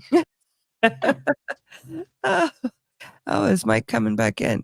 Yeah, Hey, Mike. Interesting. I hit a chat button. I'm so used to being on my computer and being able to control everything in the studio like you, Amber. I hit a chat button, I chat, and I was like, "Hey guys, let me go walk the dog. I gotta get out of here." And you know, and then I went to go back, and all of a sudden, boop! I was gone. I was like, "This is preposterous." Understand. Right? It's been great chatting with you. I think you're an amazing human being. Period. Thank you. I think what you've gone through is a testimony of your strength. And you know, I always use this phrase, and I said, you can either be bitter or better, and you've become a better person. And I can't thank you enough. And Amber and Alora, I can't thank you guys enough for having me on the show. You guys are true colleagues in every aspect of the word. Well, but you guys are something that I aspire to be. You know, you guys complement each other, and you guys are amazing. Aren't they adorable? Thank you so much for coming on. It was really nice meeting you. I know I've never gotten to meet you before. So yeah, it was really nice to meet you, Mike. Thank you so much. Hi. I will. Thank you, Mike. Have a blessed evening. They were actually driving to oh yeah. They were driving to Missouri, right? Back from Colorado. I gotta let in the kitty. Hold on. Yeah. Mm-hmm. Yeah, you guys were driving for somewhere when I was interviewing you guys, and it was quite interesting. But what a great company. I mean, what great people. And it's not every day you meet people, but yeah. Thank you so much, guys. Yeah, well, thank you, Michael. Stephanie, if you need my information or anything, or you want to contact me, Child USAA, I would love to put you in touch with them. Okay. Yes, I know the CEO. They're very heavy hitters. I'll give you an idea how heavy they are. They have a gala every year in Philadelphia. And I know my lawyer donated every year $25,000 a table. Oh, wow, that's cool. Yeah, wow. You know, and that's it's cool. they raise money for change the legislation in the states for child abuse is what they do. You know, and it's called Child USA. You can go online and Google search them. It's a huge organization, but it's a powerful organization. And yeah, I mean, if you need anything at all, any resources, whatever, I'm here for you. So please. Thank you so much. I appreciate it. I really, really appreciate it. It doesn't work, but love you guys. Thank you so much. Thank you guys. Have a blessed. That'll be a great resource. Thank you. Yeah, that will be a great resource. Yeah, definitely reach out to Mike. I'll give you his information, and I'll have to check out that organization as well, because pull up to an event or something. Yeah, definitely. Be a great thing to go to. Yeah. Do you want to talk a little bit more about trafficking, or do you want to move on? Okay, cool. Really interested in the Tim Ballard angle. I'm sure we'll get into that. We'll get into that in just a second. Let me go get some tea. You and Alora can talk about something. I'll get tea, and after you're done, go pee. But right, I'll be right back. Get me a tea too. Okay. Okay, thanks. Get Love her you. tea too. Grab me coffee while you're at it. We got to. It might take a couple hours to get Okay. there, but it might not be hot or cold by the time it gets there. But yes, I'm very interested. So, yes, Child labor trafficking. child labor trafficking. So So that seems my to be what you mom, were in. for the most part, yeah, I was labor trafficked for sure. My mom, she made handmade baby clothes and stuff, and so she Mm, wanted to have storefront. And it was, yeah, I was still mhm, 11 when she got it. So she got the storefront, and then within a few months, she couldn't pay rent. mhm, And we had just got evicted from our house that we were living in. So they actually made an offer to trade like mhm. our labor, mine, my sister's, and my brother's labor in exchange for the rent on the little storefront. And then there was Wow. That's tiny, like 1,000-foot square house that we lived in that we rented from them. But so here's the thing, like my brother was 16 at the time. uh-huh. He could have actually hired my brother, but he Uh-huh. chose not to. He chose to do the work under the table, right? Mhm. Like under the That's table. And it facts. wasn't just, so at first it was we were cleaning carpets in the Mhm. bathroom, and it wasn't like much harder than cleaning a church building, Yeah. right? But then it's like after we were there a few months, then it turned to I was used for running electrical wire. They wanted me to climb up the ladder, and they wanted me to switch out the ballasts. Um, and then we had to do like repairs on the roof. So we Mhm. were up on this roof with tar, no gloves, no And how old harness. were Like you? I was 12, 12. Oh my 12, God. I was playing with 12. Barbies at 11 and 12. Right? Most kids Oh, are. I'm so Most sorry. kids aren't replacing a ballast and a light fixture. Like I don't most even know what that kids is, and I'm aren't. 25. About Well, you see, it's your power source. yeah. Oh my goodness. Yeah. Yeah. Okay. Um, but it's like I don't understand why nobody Mhm. asked. There's my cat back there acting crazy. Like nobody asked why we weren't in school. Yeah. And if we slowed down, like if we took a break or didn't want to work, um, there was always someone there, whether it was the owner of the Mhm. company, the business habitat where we worked at, or another worker. They were like, "You should be so grateful you get this opportunity to work." I was 12. Okay. I shouldn't have to be so grateful to have an opportunity to work to put a roof over my parents' head. Right. Mhm. So I wonder, where did that social security money go to? It wasn't going to rent. Like, I don't get it. Um, and then it wasn't just us there either. It was the owner, his two kids worked with us too on weekends and after school. And then there was another family that lived in like a converted yellow school bus, and they were like directly up against the fence of the house that we lived in. So they lived in the school bus, and they ran the deli and the business habitat.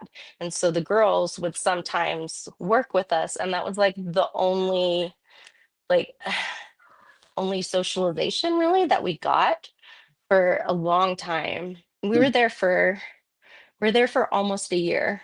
It was I want to say that we left right around, it was the end of the year. It was before my brother had turned 17. He was still 16. Mm, My my dad, my stepdad had grabbed my older brother like he did the little girls, and he slammed him up against the wall, and my brother lifted up his leg and put his knee like up against his chest, and he kicked him as hard as he could, and Good. he sent him flying, and he broke his ribs. Mhm. um so it was that night that we packed up everything and we moved in the middle of the night, and he was left behind in Salt Lake. And at that point, like they thought it was a good idea to go live in campgrounds and tents. So that's what we did. Oh, wow. So yeah, the parents would sleep in the old gross van, and me and my two sisters, we would sleep in the tent, which was fine because I didn't want to sleep in there anyway. my stepdad was a giant man, like over 500 pounds giant. Like he wasn't a little guy, right? Oh. So also, like it's even that more intimidating when you grab a tiny little child. Like I weighed 96 pounds when I got pregnant with my oldest daughter, to tell you how Wow. tiny I was. Oh, Mhm. Like I was teeny. Mhm. And so like he had no problems just picking us up by our neck and slamming us against whatever was closest. Oh, wow. He was horrible, horrible. I'm sorry. So, like, if we fought back about not selling mistletoe or not cleaning the business habitats, like, we got severely beaten. It Mhm. wasn't just a spanking, it was severely beaten. It was grabbed by your hair, pulled down the hallway, and then they're either kicking you or beating you with a belt while they're pulling you down the hallway by your hair. Like, Mhm. it's there's no there's no, is it abuse? Was it not abuse? It like the things that I went through are literally considered child torture now, Yeah. which they should have been then, but they Yeah. weren't. Yeah, the 80s, 70s, well, anything before nowadays, Mm-hmm. pretty much parenting was done way different. It And was like way encourage different. you to. And police didn't want to intervene either. They no. said they can't intervene with a parent disciplining their child. Grabbing your child by the hair and pulling them down the hallway is not disciplining them. Mhm. No, Grabbing a child by their throat is not discipline. Trying to drown a child is not discipline. Shoving a no. child in a closet is not discipline. Withholding food is not discipline. Like Mhm. all of these things are not discipline. Those are torture. So what are some signs that people can look for to if they see a child being abused or trafficked in a like in your situation, what should people have seen? What outward signs should they have seen? Well, I was visibly poor. Mhm. I really wish that someone would have called the police on my parents when I was walking door to door selling mistletoe. Don't have your children make your income. Like that's just slimy. I would have. Yeah, absolutely. So, Especially at 11 mhm. o'clock at night. Yeah. Right? So my parents were also preppers. There's this stupid little fruit fly. I Mm, overwatered my plants and fruit flies grew. I get it. I've Um, been. yeah, so they were preppers too. So it was strange. Like we bounced between Oregon, Washington, and then really Oregon, Washington, Idaho, and Utah is where we kind of bounced from. So we were in, let's see here, we came back to Utah, did all that stuff. Um, we were in Utah right before Y2K hit. So something that my Oh, parents had to do was yeah. they wanted to get away from the city before Mhm. Y2K because they thought the city was going to burn or something. Mhm. I don't know. City was fine. Nothing happened. Actually, there was a tornado that happened in 1999, and so my parents took it as a sign of the end of the world Okay. because there had never been a tornado in Utah before, and it took out the Really? Delta Center. Really? So I think it was like September of 99. Okay. Yeah. I know there was one in Oklahoma in 99 too. It In was, Oklahoma City around there. yeah. So we moved to Idaho. We moved to a tiny little town called American Falls. And in American Falls, it was like, smelled like cow. Everything smells like fertilizer out there. But we stayed in some apartments that were like right at the edge of town. So it's like nothing was around us, nothing. And it was really, really hard because I was such a runner.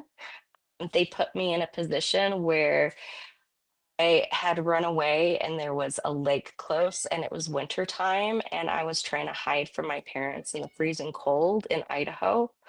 Mhm. And then somebody that I knew saw me. I was missing for about 3 days, and somebody that I knew saw me and coaxed me inside. And she was, I'm gonna say she was a young women's leader. Anyway, she ended up calling the police, and the police made me go home. Mm-hmm. So we moved again right after that, and then we were back in Salt Lake. So that was like, I want to say it was like we moved back the end of January of 2000, right? So we were in Salt Lake, and I was really hoping that going back to Salt Lake, I would be able to go back to school because I got to attend seminary in Idaho, and it was attached to the school. So like I had this really nagging hope that I would be able to go back to school one day, Mm-hmm. right? And it was something that my mom kind of held over my head because I loved school. I was one of these really weird kids that was curious, and school was my safe place. So I wanted to be there, and I Mm-hmm. really think that's why they took me out, so I couldn't have my safe place, away Mm-hmm. from them. But it was the winter that I turned 16 that everything really, like, it got super bad. My stepdad was extremely abusive. My stepsister and her husband moved in with us, and they had 4 kids. And then there was me and my little sister. My older sister had just gotten married, and we were in a 3-bedroom house, right? All those people, and then my parents in a 3-bedroom house. So my parents put my younger sister Cindy and I in what used to be it in the dining room, essentially. So we had 2 beds in the dining room, and then you had to walk through the dining room to go to the room where my stepsister, her husband, and kids lived. Mm-hmm. So it was, I want to say it was the 23rd of December.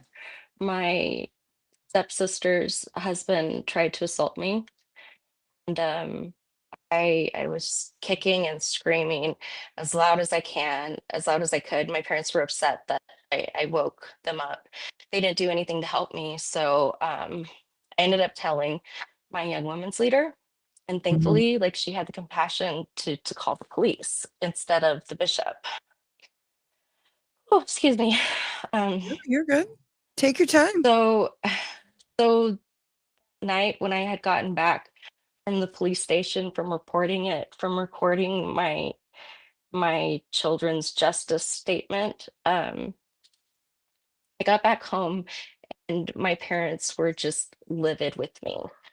They were horrible. They kept telling me that it was my fault that these children wouldn't have a father, and how dare I do that, that I must have interpreted something differently.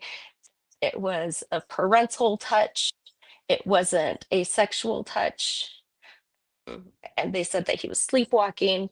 They gave every fucking excuse for him that I could think of.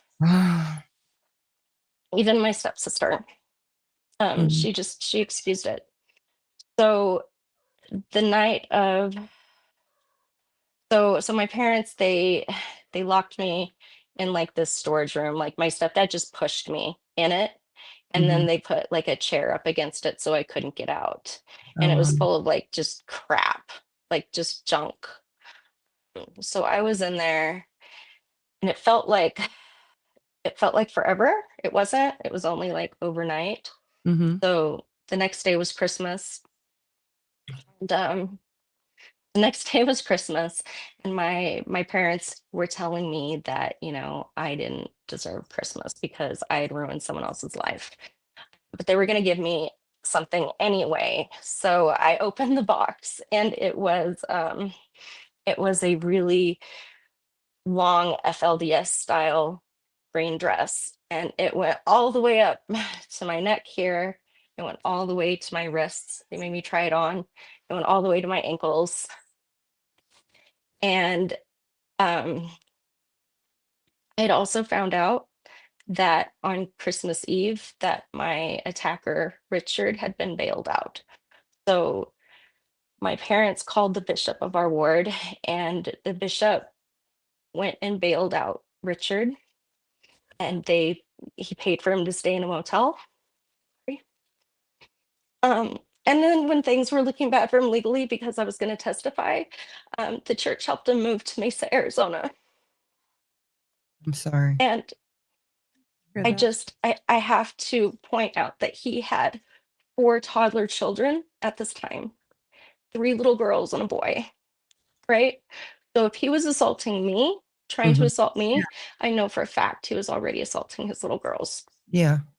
And I tried so hard to get those kids taken away. I did for years and years, and I couldn't get them taken away. So 12 years later, or actually, let me back up just a minute. So I knew when I got that dress, and I knew that when he was bailed out, it was going to be bad. I didn't know what exactly to expect, but I knew it wasn't going to be kind. I knew it was going to be violent, and I knew it wasn't going to be what I wanted for my future. So I ran. I waited until the house was quiet. I waited till I could hear snoring, and then I opened the window and I climbed out and I ran. Like I sprinted, excuse me. Like I just remember sprinting as fast as I could to St. Mark's Hospital because I knew it was the only place that they couldn't send me away. I could tell them, if you send me back, I'm going to kill myself. And I'll keep trying until I'm successful, is what I told them. Yeah. And I was serious. It's something that I had struggled with. It's something I had attempted many times as a child. Yeah. So I was very serious about it. But excuse me. They took me into protective custody that night, and they placed me at the Christmas box house, which is funny because it's directly across the street from where I was living. I had no idea what the Christmas box house was or what it was for. Oh, wow. But yeah, it was like directly across, and there were these gates that locked it off. And I was always wondering what it was. I thought it was like a school or something. But yeah, it was a group home back there in the Christmas box house. Wow. So I stayed there for a couple months in the group home, and they got me back into school. I was really behind. I was really behind because at that point, like I hadn't been in school for 4 years. My parents didn't homeschool. They sometimes would pick up like these just old, outdated books, thrift shops, and that's what we could learn from if we so chose to. But they didn't value an education for some reason. I don't understand it. So I want to say I know I'm lucky that I escaped because not everybody does. Yeah. But I also have to say nobody saved me either. I saved myself. So that's when I decided that no one was going to come save me. And it was up to me to create the life that I wanted to. Yeah. So I did. A couple months later, my older brother, who was 21, got custody of me. Was put in a kinship placement. My parents' rights were dissolved. Happened on like the 26th, and by the new year, my parents' parental rights were resolved. I think it was the 30th that I had to testify in court against my mother. So at 4, it's like I testified against my father. Yeah. And I never saw him again. And then I testified against my mom too. It was so hard. I just remember this lump in my throat. No, I can't even imagine. It felt like I couldn't speak. No, when I was a kid, when I was 4, I got pulled into the CPS office to have like an evaluation, an interview about my parents' drug use and the fact that somebody called and said that my mom was shooting us up, my brother and myself up with drugs. Oh, I hope they weren't. No, it wasn't happening. My mom was a drug Oh. addict, but she wasn't an IV user because she was just a chicken like that. That would have never happened. But That's good. Your mom was a chicken. yeah, but you know, it was a very unsafe, very I was very neglected, all that You stuff. should have been taken away. But because Yeah, I you should have been wasn't, taken away. I should have been taken away. yeah, I should have been. But also, a lot of times, the places you get placed after the fact are not any better, sometimes worse. Well, you and that's know? the thing. Like my I don't know mom, if you can get much worse than my home. Anything yeah. was a step up for me. Yeah, and like so, like my mom, she was beat and she was taken away from her mom and put into an orphanage, and none of the brothers and sisters who were put in that will even talk about their experience there. So I don't know what's happened there. But you can imagine. I can only imagine. Yeah. And I've tried for years to get their experience, and no one's willing to talk to me about it. And my mom never told me anything about it. So yeah, it lasts, and it's generational curses and all that stuff. It's just like, it's so scary that we have people that don't even think twice about doing that. I know. For human beings, let alone children. Right? I just don't understand it. I've been in children's and youth ministry for a long time, and I I've don't seen a understand lot. it from people who claim to love kids so much, but Yeah. they don't show it. No, they don't. And the fact that your abuser was then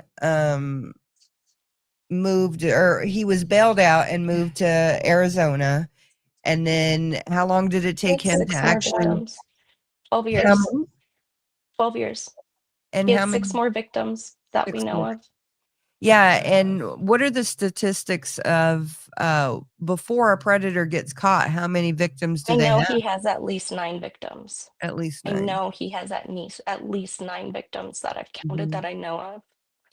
Yeah. It's just people brave enough to come forward, or people that even remember or know what happened to them. Mm-hmm. The thing is, like, I came forward. I wanted it to end with me. It should have ended with me. Mm-hmm. He should have been in jail at that point. Yeah. Right? Yeah. But no. My stepsister even had another baby with him afterwards. She moved to Mesa with him and had another baby that he then abused. Like, what I can tell you what the fuck is wrong with her. We don't speak anymore. We're not on speaking terms. I never got her kids therapy. I tried tried to fix things with her. I really did. Mm-hmm. But her son tried to assault my daughter, and I flipped out and called the police. And she never wants to see me again, and I don't blame her. I never want to see her again. You No. did everything you should have done. It was like the scariest thing in the world. My oldest daughter came up and said, so and so's trying to play doctor. And I always told her, you tell me, you come running fast if anyone ever tries to play doctor with you. And he said, she came back, and the boy was 12.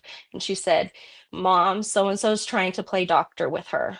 And so I like sprinted, and I caught him trying to take her clothes off. Yeah. So I do not understand why she was not prosecuted also, because she enabled that.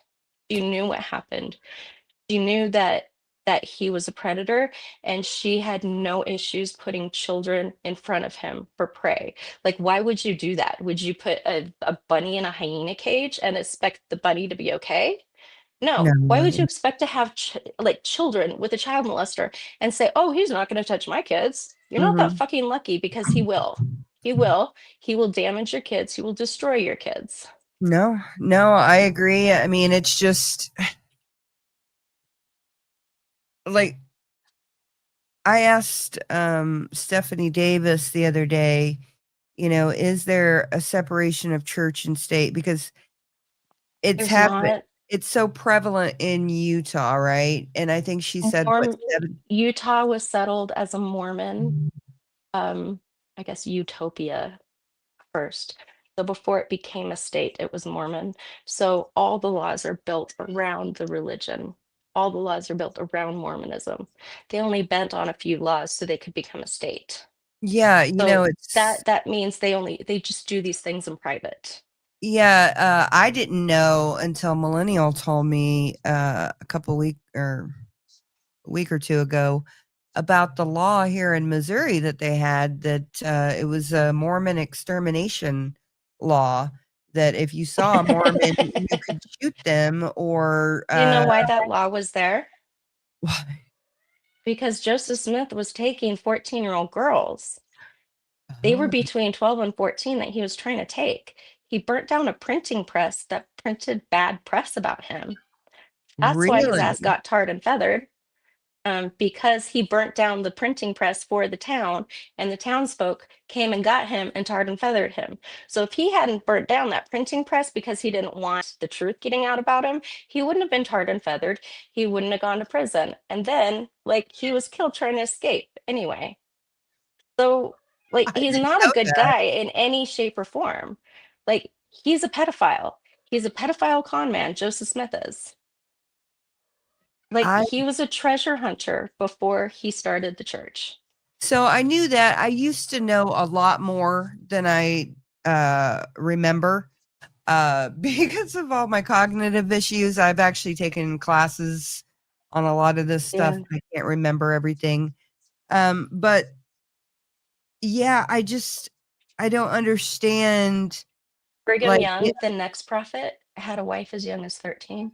yeah. And so I don't understand why. Why it's not treated like adultery, and why the people aren't kicked out for adultery when they're abusing children. I mean, okay, so the Mormon church, okay, so I had you watch Mormon discussions yesterday, Yeah. and the episode was about Elder Todd Christofferson's brother, who is a registered sex offender and was moved around. And it was like, it was perfect because people don't really talk about it, but Mhm. that's what I wanted to talk about. Yes. So So tell us about this floodlit and about how bishops, Bloodlet, well, just predators all in general just get moved from one place to mhm, another, and then it just creates this system of yeah. trafficking. So the church, actually, it's in their policy handbook that um, when a priesthood holder or dad comes and says that they're abusing their child, what they do is they have them call the hotline, the LDS Mhm. hotline, and it sends them to Kirkton and McConkey here in Utah and Salt Lake, and they'll tell them what to do. They never tell Mhm. them to call the police. They usually tell them to give the priesthood holder a blessing and tell them to do better. They don't do anything to punish these men. You Mhm. will be excommunicated for adultery or for speaking against the The prophet, truth. even when he's wrong, but you won't get excommunicated for child assault like so often. So with Christofferson is in the quorum of a 12. So how that works is he's like the top 15 for the church. So there's the prophet and his first two counselors, and then there's 12 men underneath. So Christofferson is right underneath the prophet. So Okay.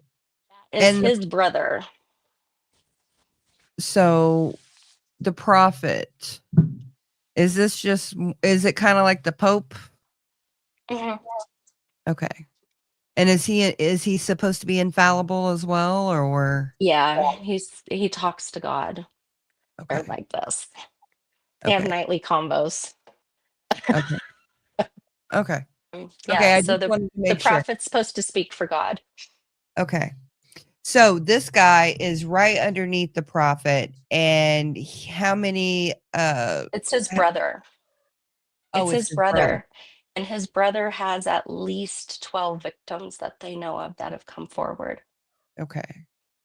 And they were okay, so we were talking about this the other day or a couple of weeks ago about teachers. It's called passing the trash whenever they resign on their own or they're just asked to leave, but they're not fired or anything like that.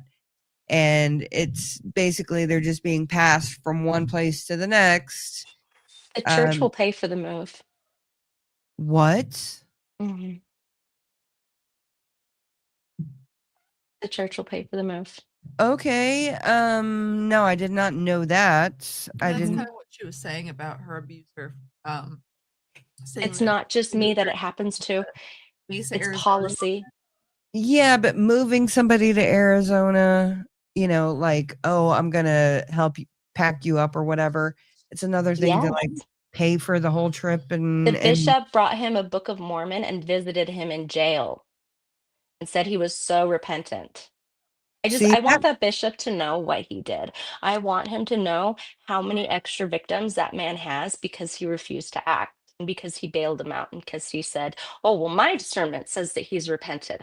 I don't care if he's fucking repented. He's a child molester. Like the worst kind. Who fucking attacks someone in their sleep? No, this like, what? Repentance. See, that's the thing. It's like it's a joke. Yeah. Repentance is supposed to be about you turning away from the life that you've lived, turning completely away from that and living a new life directed at making the world a better place. And I personally do not believe that people who commit sexual crimes are able to change. Can't be rehabilitated. You have I don't think so either. With your mind. Yeah.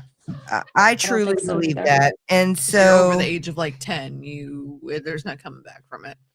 Yeah. I have to let my cat out real quick. Yeah, absolutely. She's meowing at the door now. Crazy baby. Yeah. So no, honestly, I mean, it's infuriating that this even has to be a subject. It should be a given that our children are safe, that they're taken care of. I mean, people are, but they're not safe in churches. No, they're not safe anywhere. Even you earlier today, I'm not even like, I believe, but I'm not like a Christian. I don't know. Anyway, I'm whatever the hell I am.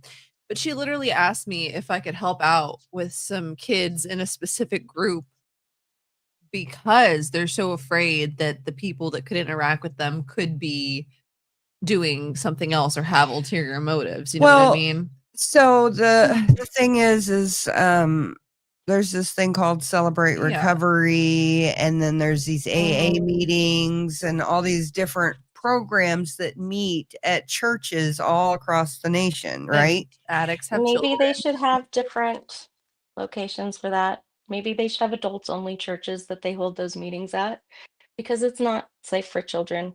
Yeah, you can forgive them in a different building away from the kids. I think in this particular instance, it's just that the addicts happen to have children. Yeah, that's the thing. It's and the they addicts need have the someone children to watch them.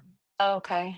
Yeah, and so I asked Alora if she would be, because it's not while everybody else is at the church; it's at night, just them by themselves. You know, it's It's interesting. So the Mormon Church, that some of them will hold like AA or NA meetings, like just for members, and then they also have they used to.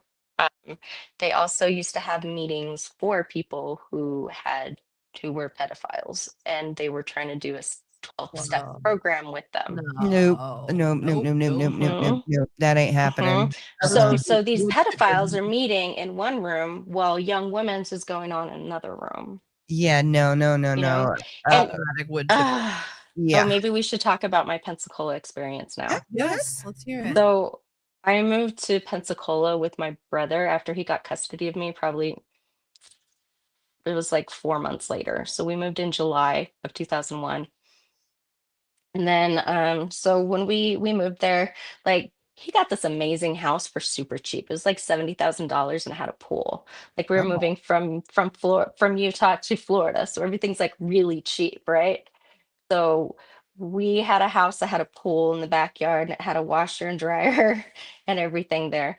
So I guess my brother had invited the young men's leader over to do laundry because we oh had man. Hmm. washer and dryer and stuff, and he hated doing it at his apartment. However, I that was just an excuse to see me and get access to Hmm. me. So not more than like 2 months after we got to Pensacola, like he had already targeted me and was grooming me. Hmm. Like it had been 6 months since I had been taken away from the state at this point. Okay. So just to Yeah. show you how vulnerable I was. Hmm. Um, So I went to school at PJC, Pensacola Junior College, and it was across the street from the church. So after school, I would often walk to the church and try and see if someone would give me a ride home so I didn't have to walk 3 miles. I didn't have parents, and it's like people seemed somewhat willing to help out because they knew I didn't have parents. They knew I was living with my brother that had just turned 22 and my sister-in-law. Um, So Milton started giving me rides. I'll use his first name, not his last name.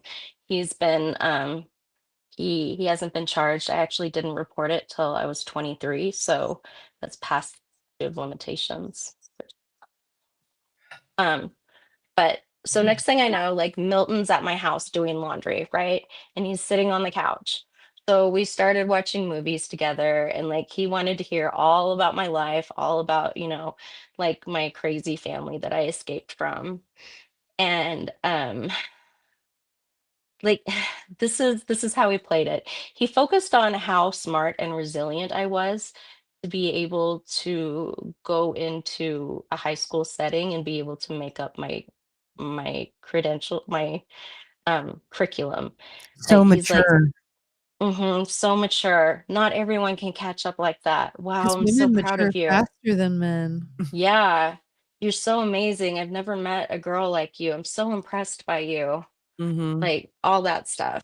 Yeah. Um, so he would give me rides, and then he would like take me wherever I wanted, and he started taking me to the movies, and then all of a sudden like kissed me. Like all of a sudden he was kissing me and he's like, "Hey, you're my girlfriend." And Oh I'm wow. like, He didn't "Okay," have to have because told you. How old was he again? 28.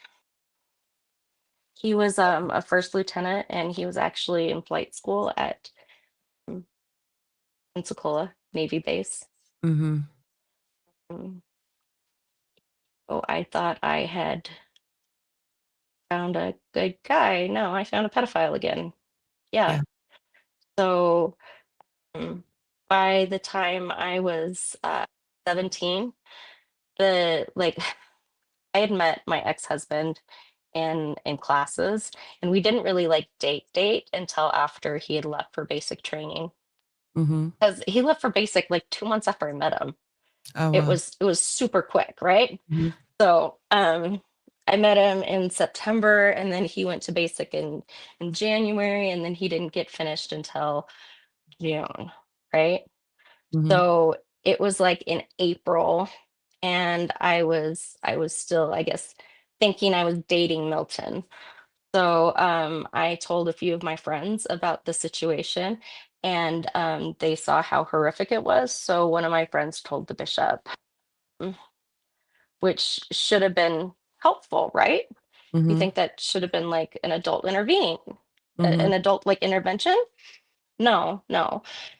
Um, the bishop actually, he told me it was my fault. He told me that I would never see the inside of a temple because I was a whore. And he told me that in his office, Wow. and they disfellowshipped me. So I had to go in and sit in front of a council of three men and confess my sins, how I had been groomed, and um, statutorily raped by this 28-year-old man that was supposed to be the young men's leader. Right? I'm sorry. So, yeah. So that gets broken off because, clearly it's illegal. Mm-hmm. They moved him to a singles ward. That's all. That's all. He moved to a singles ward. What does that mean, a singles ward? A singles ward is for people 18 to 30, Mm-hmm. and they're looking to get married.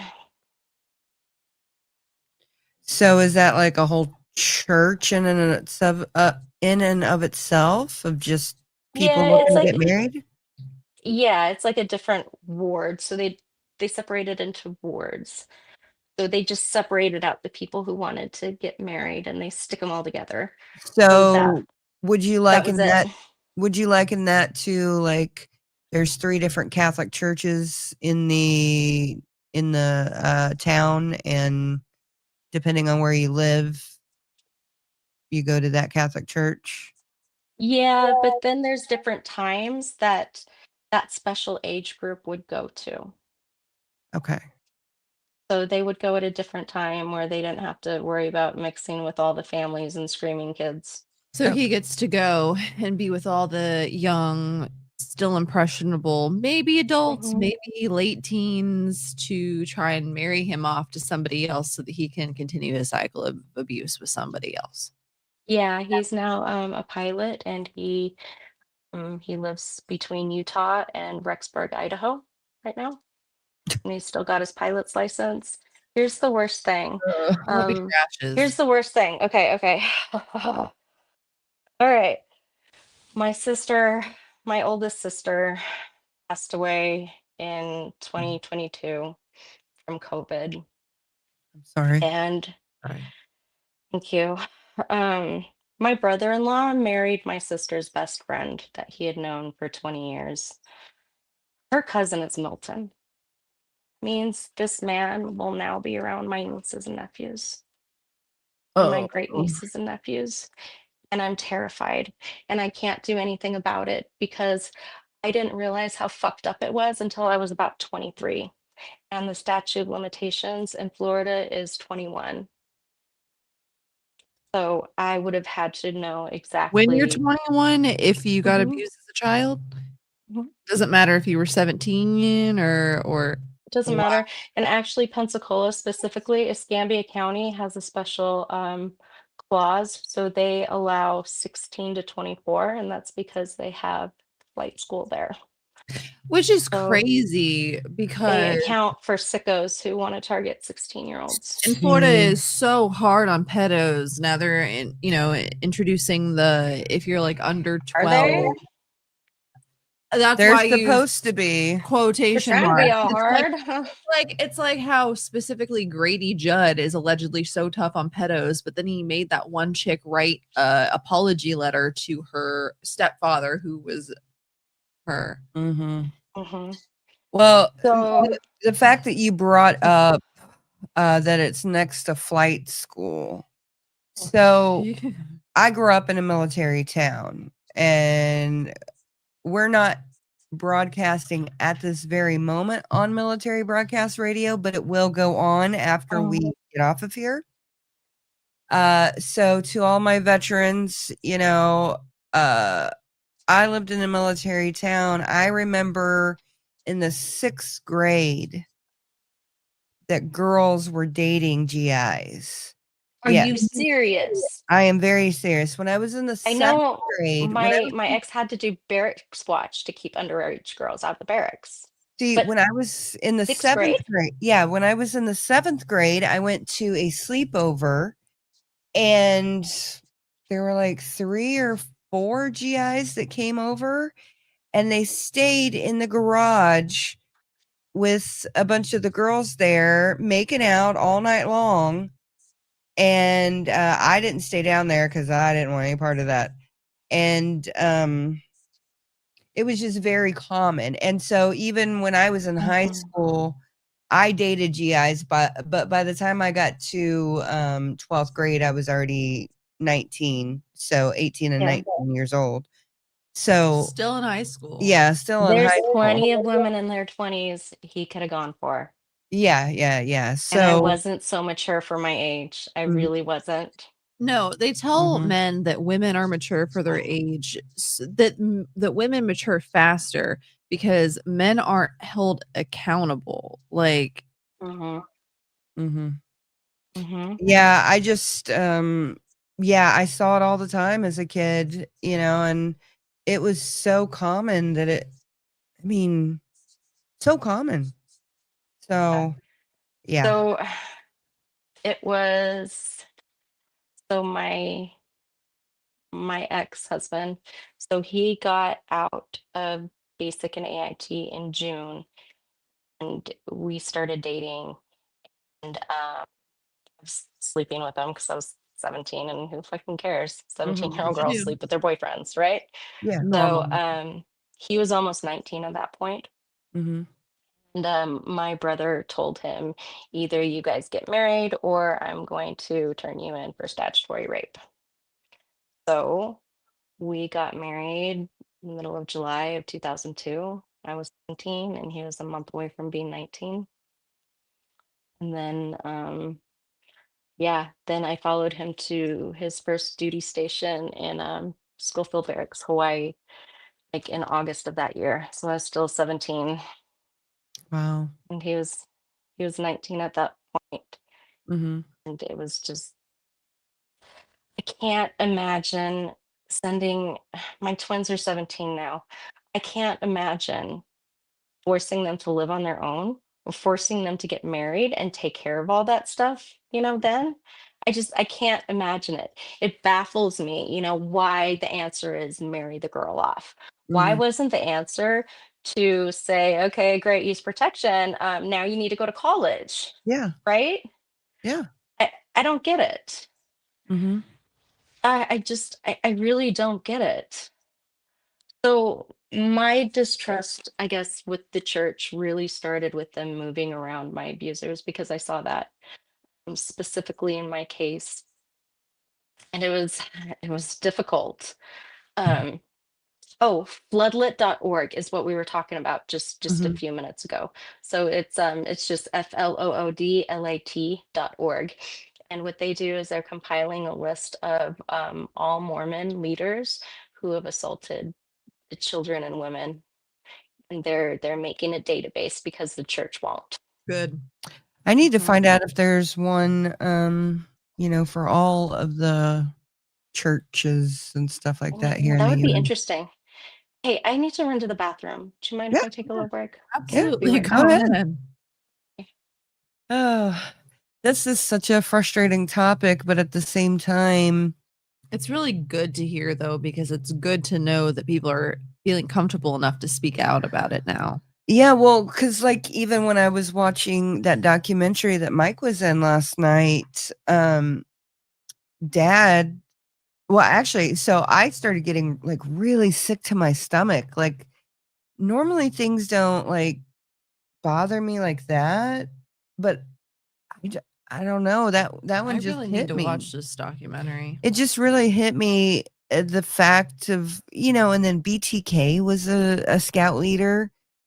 I mean, oh, Something I kind of wanted to ask him while he was on here, but I didn't want to get too whatever, but also he was just talking. So, yeah, but he said that they were focusing on the LGBTQIA angle, whatever, but that, or at least in the media, but that's not really what it was. It's really that people are being abused and stuff like that. And I wonder, why is that the focus? Why aren't they just saying predators exist? Like, you know what I mean? Like, why are they making it like it doesn't well, have they to got to be, have a Doesn't not boogeyman. have to everything be has to be political. political. Huh? Yeah, it doesn't have to be political. No, It it's should be not. about protecting the kids. They It's have to not because have, gay people, are predatory. It's people are predatory, period. You need to know who you're entrusting with your children. yeah, but to certain people, a gay person is the boogeyman, I and know, so right? it's like the perfect villain, and that is what the Boy Scouts really focused on, was the they banned gays from. Yeah, it's like, let's crucify the openly gay people that are, just living their lives, aren't doing anything to the children. But the people that are, married to a woman, but they're secretly doing things to people, those are the people that we're going to cover for. That's what it always seems. Or wanna not hear something even so horrifying? secretly either. Unfortunately. Okay, so the prophet, President Oaks, Dallin H. Oaks, he was over BYU in the 1970s, and he actually conducted this, they called it therapy, where they would attach electrodes onto genitals of gay men to shock them, to try to turn them straight. Oh, wow. Has he come out and made a statement about that? No, he denied it. But there's other people that worked there that have come forward and said, yes, this happened, right? But he just denies it. And that's what always happens. It's what always happens. They target the people that are out and open and just happy to be themselves and aren't doing shit to anybody. And then they allow people that are just doing things behind the scenes. They're struggling with a sin, and they just, well, we can't be mad at them for, trying to not, you know what I'm saying? Like, the same thing happened with the dude from the Newsboys, Michael Tate. You know what I mean? We talked about it a few months ago, and it's like, he was, to a lot of people in Nashville, everyone knew that he was openly gay, but he didn't tell anybody, and he was secretly abusing multiple young men and even some underage people. Yeah, they'll definitely excommunicate you in the Mormon church for being gay, but they won't for touching children. See, that infuriates me so much, because I don't understand. So, the practice of them relocating these pedophiles is what created the need for Tim Ballard. Okay, so Tim Ballard, he used to own Operation Underground Railroad, and they used to say they were saving trafficked children in other countries, like Haiti specifically. Also, them being called Operation Underground Railroad is kind of like offensive a little bit in itself as well. I remember when I heard that for the first time, I was like, that's kind of. So you're just trying to reclaim something that's already standing. I'm sorry. I'm very interested in hearing. Right. So, so for a while. Go for it. No, Sorry, I was just going to tell. I have told you, Stephanie, that I have in the past supported Operation Underground Railroad. It was before I'd seen the movies. I didn't even know who Tim Ballard was, really. I just knew that there was an organization helping with trafficking, and so I sent them money. Okay. Right. And you think that they're doing good things because of what they say, and you took them at face value, and you accepted Tim's stories about raids and miracles and divine timing, and how millions were being spent to free these trafficked kids, and that aftercare was happening all over the world. But that's not true. I believe Tim also once upon a time, and then I met him. So I met him in 2018 because I got custody of my little niece, B. And after I got custody papers in order for her, she had just turned 14 when I got the custody papers. But right as soon as I got them signed, literally not 2 days later, I got a call from the FBI. They told me about this case that was ongoing. Right, this is really hard. And the case is the state of Utah versus Charles Philip Grenier. And what this case is it's a horrific child rape case. So my ex-brother's wife found Phil, as I called him, on Tinder. He matched with my ex-sister-in-law, and they started dating immediately. My ex-sister-in-law was fully aware of his past. He was still wearing an ankle monitor when they started dating. And there's several articles about him if you Google his name, Charles Philip Grenier. About 10 pop up, and it's his partner. It's so like the first articles were so, I guess, out there because his partner worked for East Idaho News. He was a weatherman at the time. Oh, wow. It was pretty big news. So those two were charged with production and transportation of child porn. They owned what they called the child modeling agency, but it wasn't. So they would bounce these pictures that they would take of these child assaults that they did themselves, and they would sell these pictures, and they would bounce to Romania, and then Poland, and then like Russia, and then back to the US. And I don't know why the state wouldn't try this as a child trafficking case, because that's exactly what it is. Mm-hmm. They just tried it as a simple child rape case. But the attorney that was working with little B didn't have any resources or referrals for what kind of therapy was actually needed for her. And I knew I was in over my head, way in over my head. And I knew that my PTSD was flaring up and it was causing issues. So I started reaching out to OUR. I wrote emails, I called them, I left messages, wrote more emails. I reached out through social media and nothing, no response. So I was working in Lehigh at a tech company there, and one of the co-owners of the company, um, I broke down at work. I started crying hysterically because I couldn't take it. Mm-hmm. And so I had to tell my, my coworker the sliver of what the case was, and he actually set up a personal meeting with Tim Ballard, and he brought me and Little B with him, the meeting, and he demanded that Tim actually work with us. So that's how Tim actually started working with us, because they wanted to help out people in their community, but someone in his ward demanded it, someone that he knew, someone with money. Okay. And if I remember correctly, he said it was darn near impossible to get a hold of him. It was darn near impossible to get a hold of him. And then they said that they couldn't help us legally in any way, or with they said they couldn't do anything but offer emotional support. So at that point, I was willing. When you're sitting there in those court cases and you hear about the abuse and their victim blaming a 10-year-old for her assault, it kills you, and you need any type of emotional support that you can get. Yeah. Because sitting there, listen to someone victim blame a 10-year-old is infuriating. I have been removed from the courtroom more than once for yelling or crying. By all means, it's interesting. Mm-hmm. Right? Sorry, I'm disruptive. So sorry.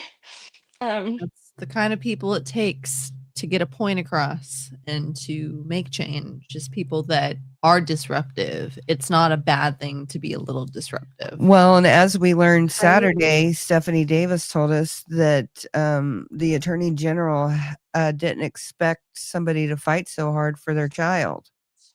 You don't. So.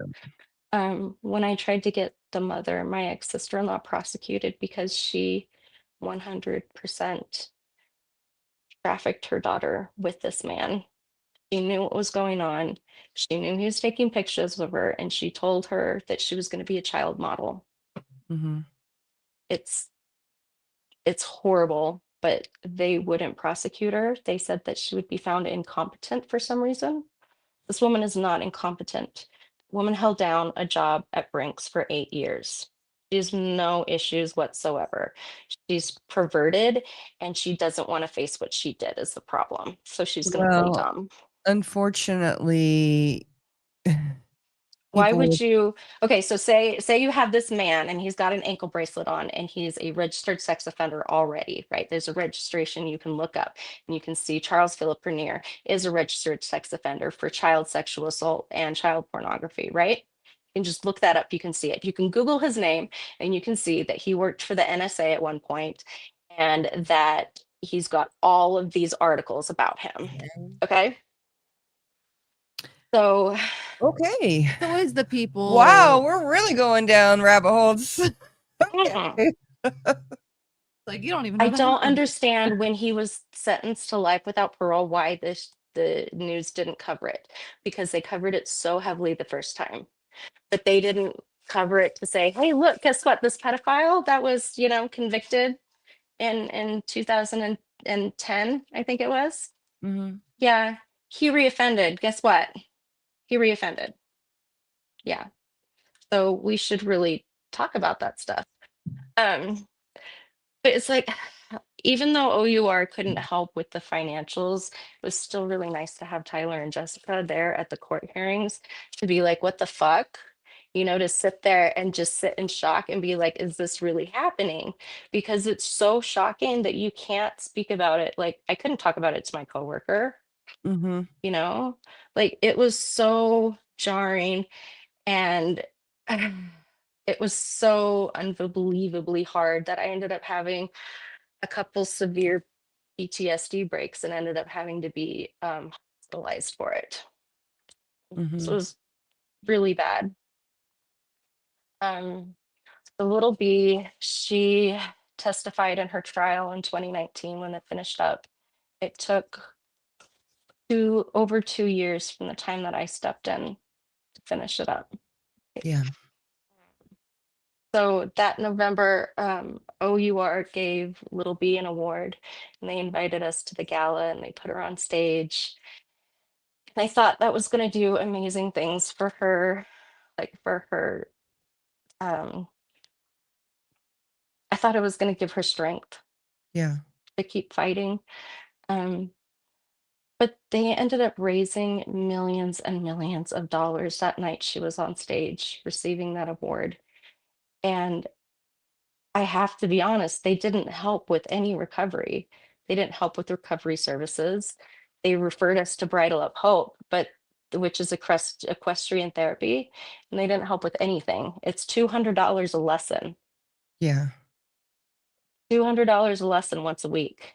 So That's they a lot didn't of pay for money. that? No, they didn't pay for anything. They just referred you. Mhm. And I'm thinking they got a referral fee. Mhm. Probably. Mhm. So when we look at Ministry Watch, when at their articles on OUR, it states that in 2019, OUR received over 21 millions in donations, allegedly according to Ministry Watch. Mhm.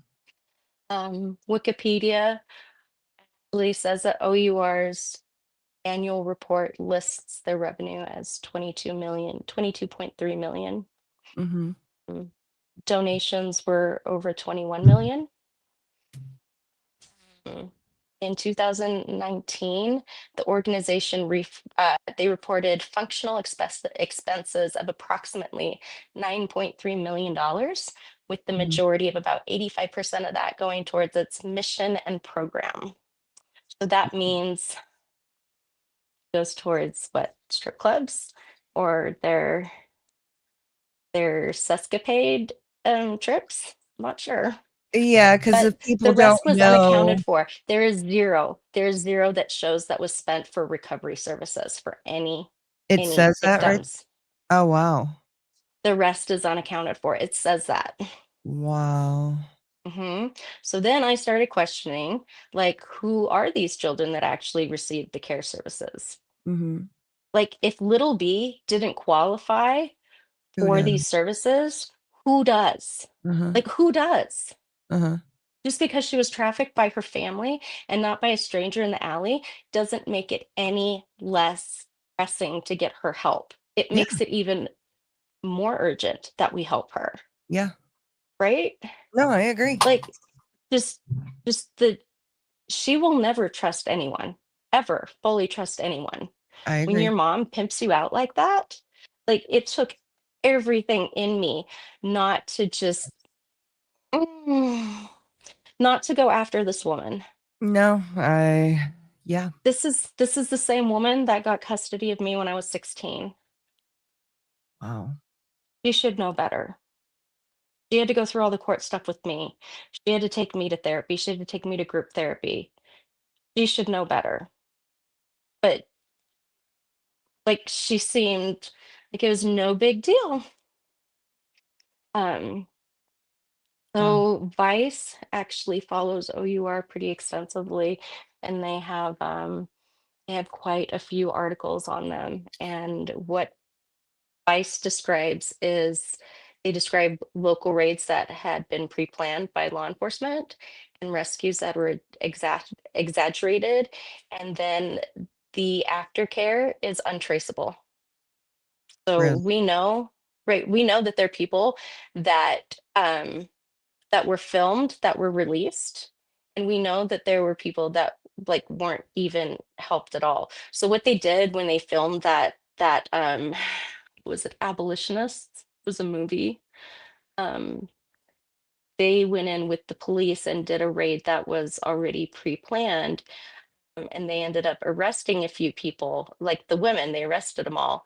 Well, they didn't have any aftercare services or any place to house these women, so they returned them to their pimps. Please tell me, did that do any good? No, it And didn't. OUR just created a bigger problem. then they got funding from hmm everybody. So again, OUR says they are saving trafficked children. The only ones that they have shown are grown women. Grown women need saved too, yes, but they're specifically saying they're saving trafficked children. They had Little B on their stage. Why didn't they help her? Mm-hmm. Why wasn't Little B enough for them? You Mm-hmm. know, why couldn't they help a child in their community? Mm-hmm. It's exactly what child trafficking is, from her assault to filming the assault to selling the photos. That is what child trafficking is. 100%. That is the definition of it. And just because it was her mother and a freak she met on Tinder makes no difference that it wasn't a freak in the alleyway. Yeah. You know, um, I didn't invest too much into it, especially not monetarily, but I had, generally speaking, bought the whole Tim Ballard thing whenever it came out. And then I The sent Son them of Freedom donations I came couldn't out. afford to send because I thought I was helping kids. Mm-hmm. You Yeah. know, like when I think I'm back sure to that it, I couldn't have really afforded it, but I did it anyway. And Yeah. I I'm needed sure that money that's for other for a lot of things. people. Yeah, that I happens. thought I was helping Tim, and that money went to strip clubs in the valley. But we found out. Yeah, I've heard about his scandals within the Allegedly. last year or Allegedly. so that's come out allegedly. hmm Who knows what's actually happened or what hasn't happened. But uh I remember that a video that I had watched, and I feel like I plug this channel a lot whenever we're on here, but Fundy Fridays, they're also another Missouri Oh channel. yeah, I've They watched did a them thing. too. They're cool, but they did another video about the Sound of Freedom specifically. And Oh, if I remember correctly, I think a big point that they kind of, tried to hammer in there was that most trafficking cases, assault cases, whatever, are very close to home. They're not just some you're over by your family. random You're by thing. your family or someone your family has let in their home. It's Yeah. not 99% of the time, it's not going to be a stranger. Mhm. It's going to be someone you know and someone you trust. Yeah. And they definitely tried to, show the point that like a lot of the stuff that they were even showing in the Sound of Freedom is kind of more of a myth than fact. It's, not It's that none of that fake. And ever they happened. created, Mhm. Allure, they created the need. They went down there, they put up ads in a really horrible, like horrible, like really poor area. Okay. So they went to a super poor area and they put up these ads looking for children. So you know what? They did catch one mother who was desperate and she thought she could trade her child for one night and then feed her family for a month. That's what they did. That's what they created. They put the idea in people's head. Another person that they caught, the guy convinced his girlfriend to go and just do things for one night, and then they would be able to afford their housing. That's what they're doing. Oh my So gosh. they're creating more of a need for it than they are fixing anything. So, before the show started, I showed you this video, and maybe this, is part of the reason why it never changes. Can I play this video for us to watch? Oh yeah, yeah. Okay. This is from Diary of a CEO, and I don't know what the man's name is who is being interviewed, but he's ex-CIA, and he wrote a book, and the woman sitting next to him is his wife, and they're just explaining some things about how they do business. With the targets.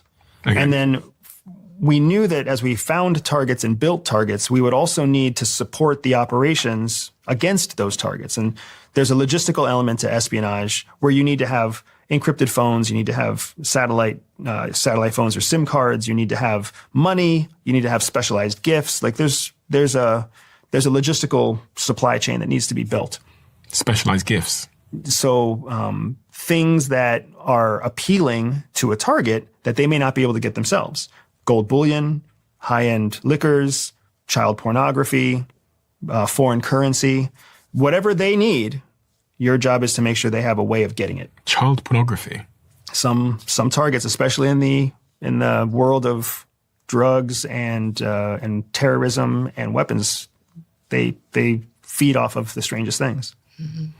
So the CIA would supply that pornography?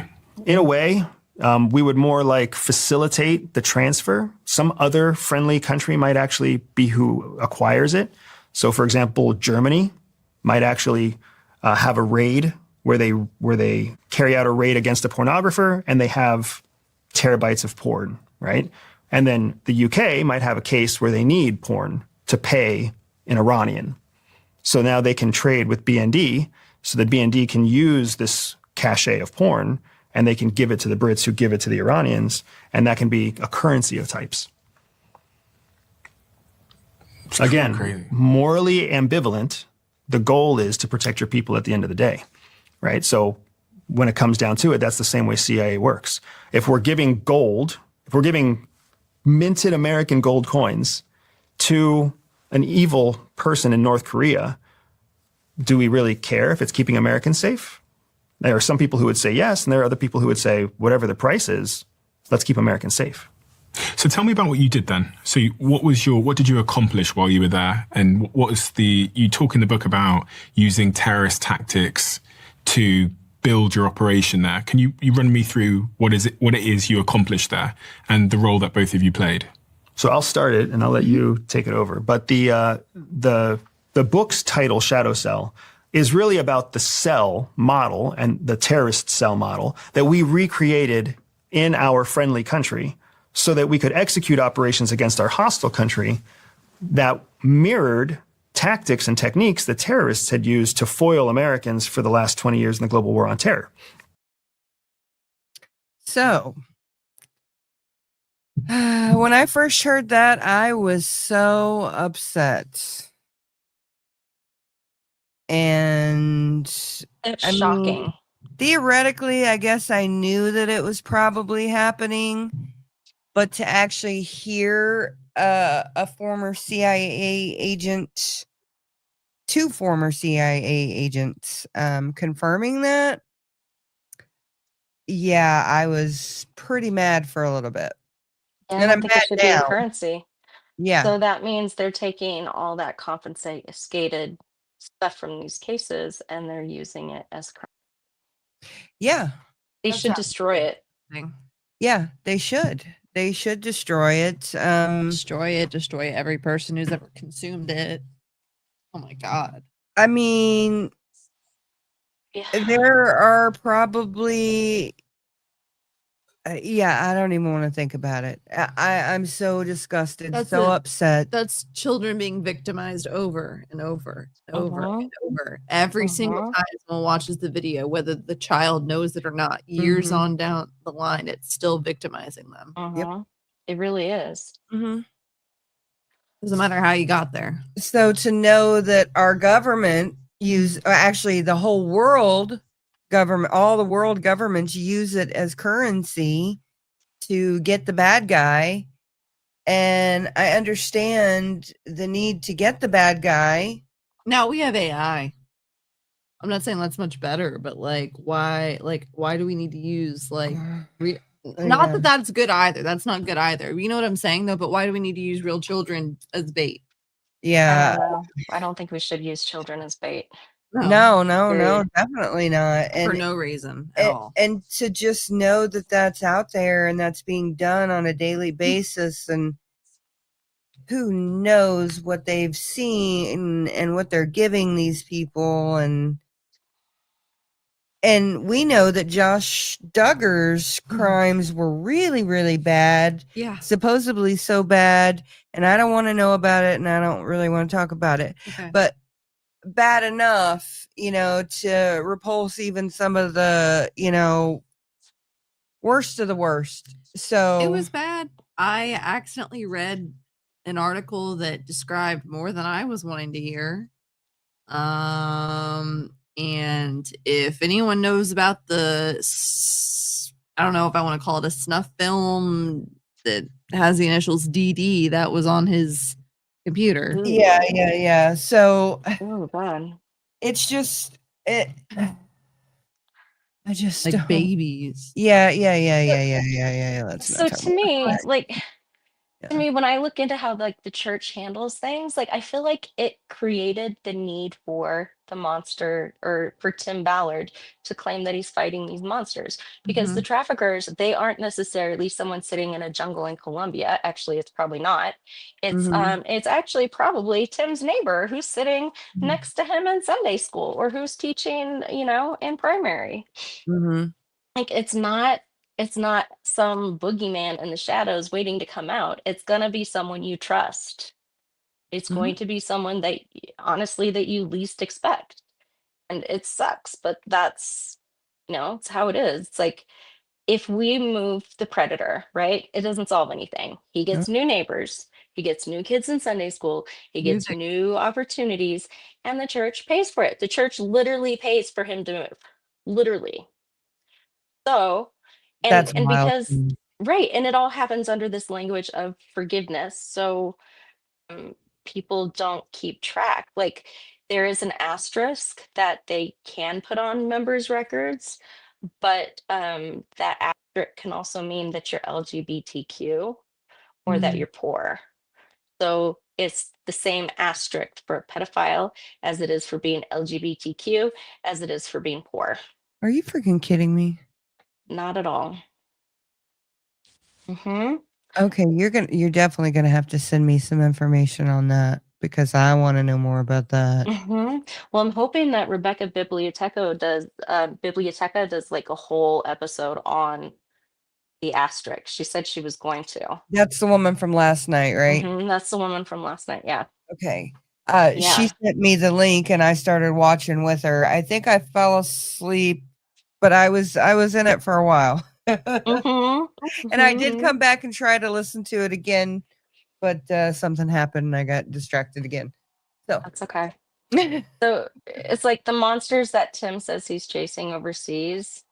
They're the same ones that are sitting next to him in the pews on Sunday. So, and they probably even made that CSAM here in Utah.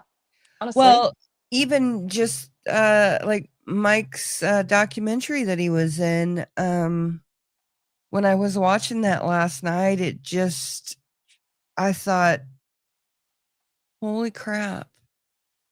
I bet every room I walk into, there's at least 3. That's how I felt after watching that. I mean, like in a big room, like a... Yeah, no, yeah. Not. I'm not insinuating any wrongdoing of this particular individual, but it just kind of showed me. I've actually had like 2 experiences in the last like week of people just like excusing things that are disgusting. So I was talking about how someone that I went to high school with just recently got arrested because she became a teacher later on at that same high school, the drama teacher, and she had an inappropriate relationship with a student, and they were both female. But I didn't mention the part that they were both female. And this guy that I know that I work with, he's also a school bus driver. And he's like, well, how old was the student? How old was he? Does it matter? If he was 17, it'd be different. No, it's not different. You are the it's teacher a teacher. in a That's position of inappropriate. power. That's ridiculous. And then there was a woman the other day where someone was bringing up something very similar. And this woman who's like they're both over 50, maybe even in their 60s. And this woman was like, well, my boys wouldn't think of that as, non-consensual or whatever. It's like, it doesn't matter what the person thinks. Do you think that a woman, I've wanted to have sex with my teachers before. I'm not trying to be inappropriate. I'm just saying. No, I'm just laughing. No, I'm just saying, like, even when I was a child and I had a crush on like Justin Bieber, he was still an adult. You know what I mean? And it's the adult's responsibility to say, no, that's inappropriate. So, you need someone your own age. Consensual, but that's also like super It's not misogynistic. consensual ever. You just it's not consensual like, ever when their frontal lobe isn't even developed yet. Totally agree. But I just mean, like, you think you're consenting to something, and a lot of people years down the road finally realize how bad something is. Like, you can even be an adult. I've had experiences in my adult life where I've realized how bad something was after it already happened, and I can't do anything about it. Yeah, it took me until I was about 23, might have even been 24, before I realized how fucked up everything was with Milton. And I called and tried to report it to the Pensacola Police Department, and they're like, oh, you're over 21. Sorry, kid. I lived in Florida and I tried to report somebody. I had a crush when I was 15. I had a huge crush on this guy who was 19. And funny enough, he's not even the problem in this story. His older brother, who was 27 or 28, who had gotten arrested and was in prison for several years for something with a child, like a child. I think maybe even under 8. He got out of prison after 7 years, and you don't put somebody in prison for 7 years for nothing, because it's like a slap on the wrist with stuff like that. You know what I mean? Right. It has to be really bad. It has to be really bad. He got out, and I told his brother about it, because his brother, the one that I had a crush on and I was friends with, it's like, oh, he's not like that anymore. Well, he hacked into your Facebook and he added me and started talking to me, pretending to be you at first. Oh, I really think that he's not like that. And he was trying to do things with me when I was like 16. And even that guy, like the guy that I had a crush on, like, he would like cuddle me or he'd like touch me here, but he wouldn't do anything too crazy. And he's like, I'm not going to date you because you're still a kid. But your brother's like all the way out here, and now he's in prison again. I tried to report him to the police. I wrote this entire like thing in like this online I don't even know what it was. It was like you could send a policeman a message or an email type thing. They never got back to me. And I think Dad even said something to some guy that he knew at church that was a police officer. No one did anything. And now he's in jail again because he did something else to somebody else. Imagine that. And I think don't stop. Somebody's, and it was like bad. It wasn't just some minor, and not that anything is good or minor, but you know what I'm saying? It was bad. Yeah. Like if they would have just listened to me. Yeah. Anyway. Well, yeah, I mean, good grief. I think the Mormon Church must benefit from a predator-friendly environment, because it's not a mistake, right? It's a system. Like if they, for example, Sam Young, he was excommunicated because he did not want to ask children sexually explicit questions in worthiness interviews, such as, do you masturbate? He didn't think it was appropriate to ask children that question. I agree with him. So he actually started a lot of the movement to change the clergy exception rules here, and he's had a really hard time. The church excommunicated him for that, for trying to protect children. Okay, and that's the guy that we watched last night. What's the name of the podcast? No, who we watched last night was Mormon Discussion. So it was Bill okay. Rill and RFM. So Bill Okay. Rill was also excommunicated for speaking up against the first presidency. He said that the first presidency should be able to protect children, and they're not, and they're ignoring it, and that's pretty much what he said, and they excommunicated him. So the church excommunicates the people that they don't want there. So if they didn't want the pedos there, they would excommunicate them, right? So clearly they want them there. No, I mean, and that's the thing. When you find out, so like me as somebody who's supposed to be a trusted mandated reporter, because I do sign paperwork and they do the background checks on me and everything, and check my email compared to websites that I look at and different things like that. Oh, good. And so me as a mandated reporter hearing about a situation that I or somebody else was put in, to where we were in an environment with children, and somebody who has been accused like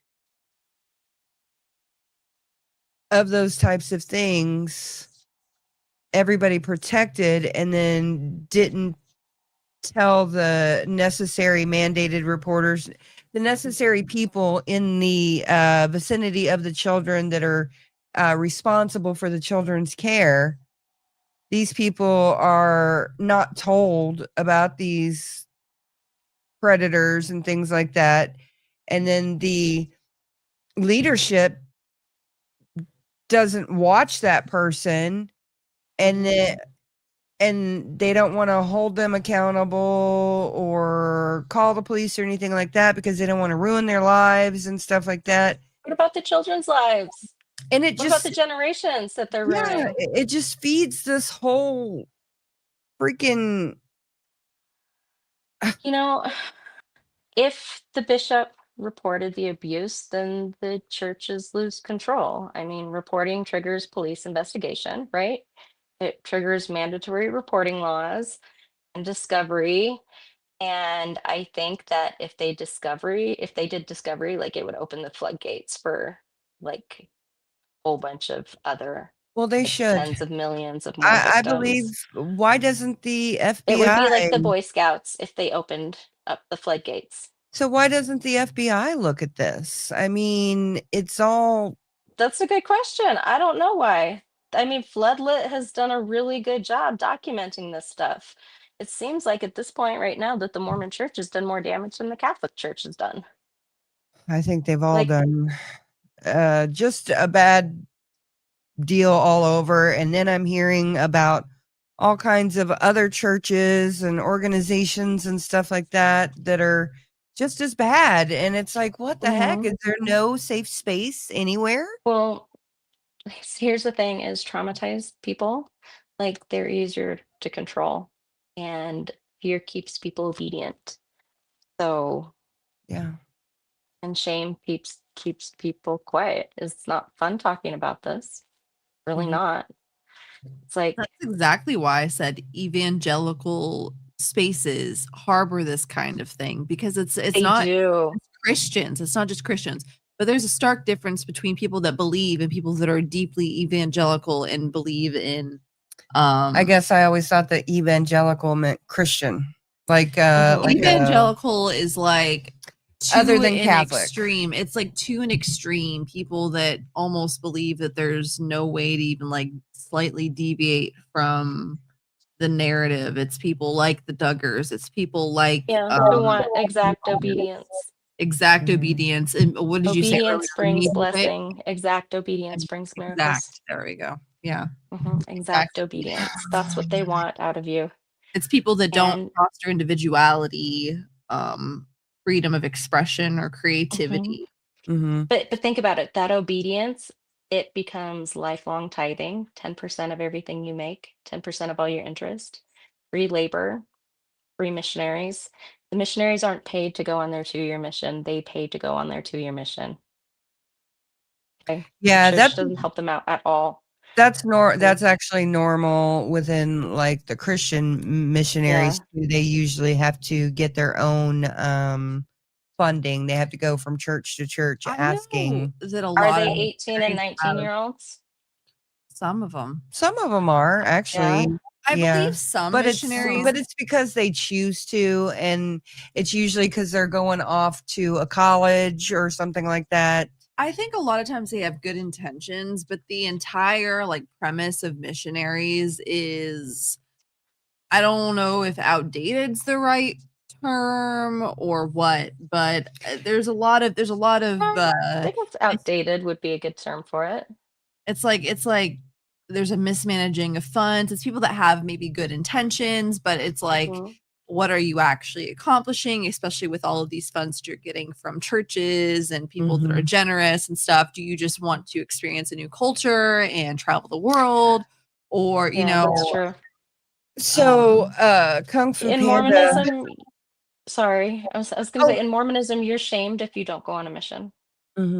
Yeah, I know that's almost like borderline necessary for you to go on a mission. I don't know very many Mormons, but I used to work with one, and him and I had a couple conversations. It was kind of me just kind of like smiling and nodding and just. This is one thing that frustrates me, fundraising from your friends and family. So, one thing that I've always had a question about is in the missionary organizations that I have been around, you know, they raise funds for the organization, but then each missionary has to go out on their own and raise their own funds. They're always raising funds for these missions too. So where's the money going? Yeah, it's a money-making machine. And even when you go over like to okay, something that I've heard. But think of the free labor that the churches get from these missionaries who are paying their own way. And then they're doing free labor for the church. And then they're doing free labor for the community. Now, technically, we were missionaries when you were a kid because we actually got by the tax exemptions and stuff like that. My husband and I were labeled as missionaries because he did disaster relief and bottled water for hurricanes and stuff like that. Okay.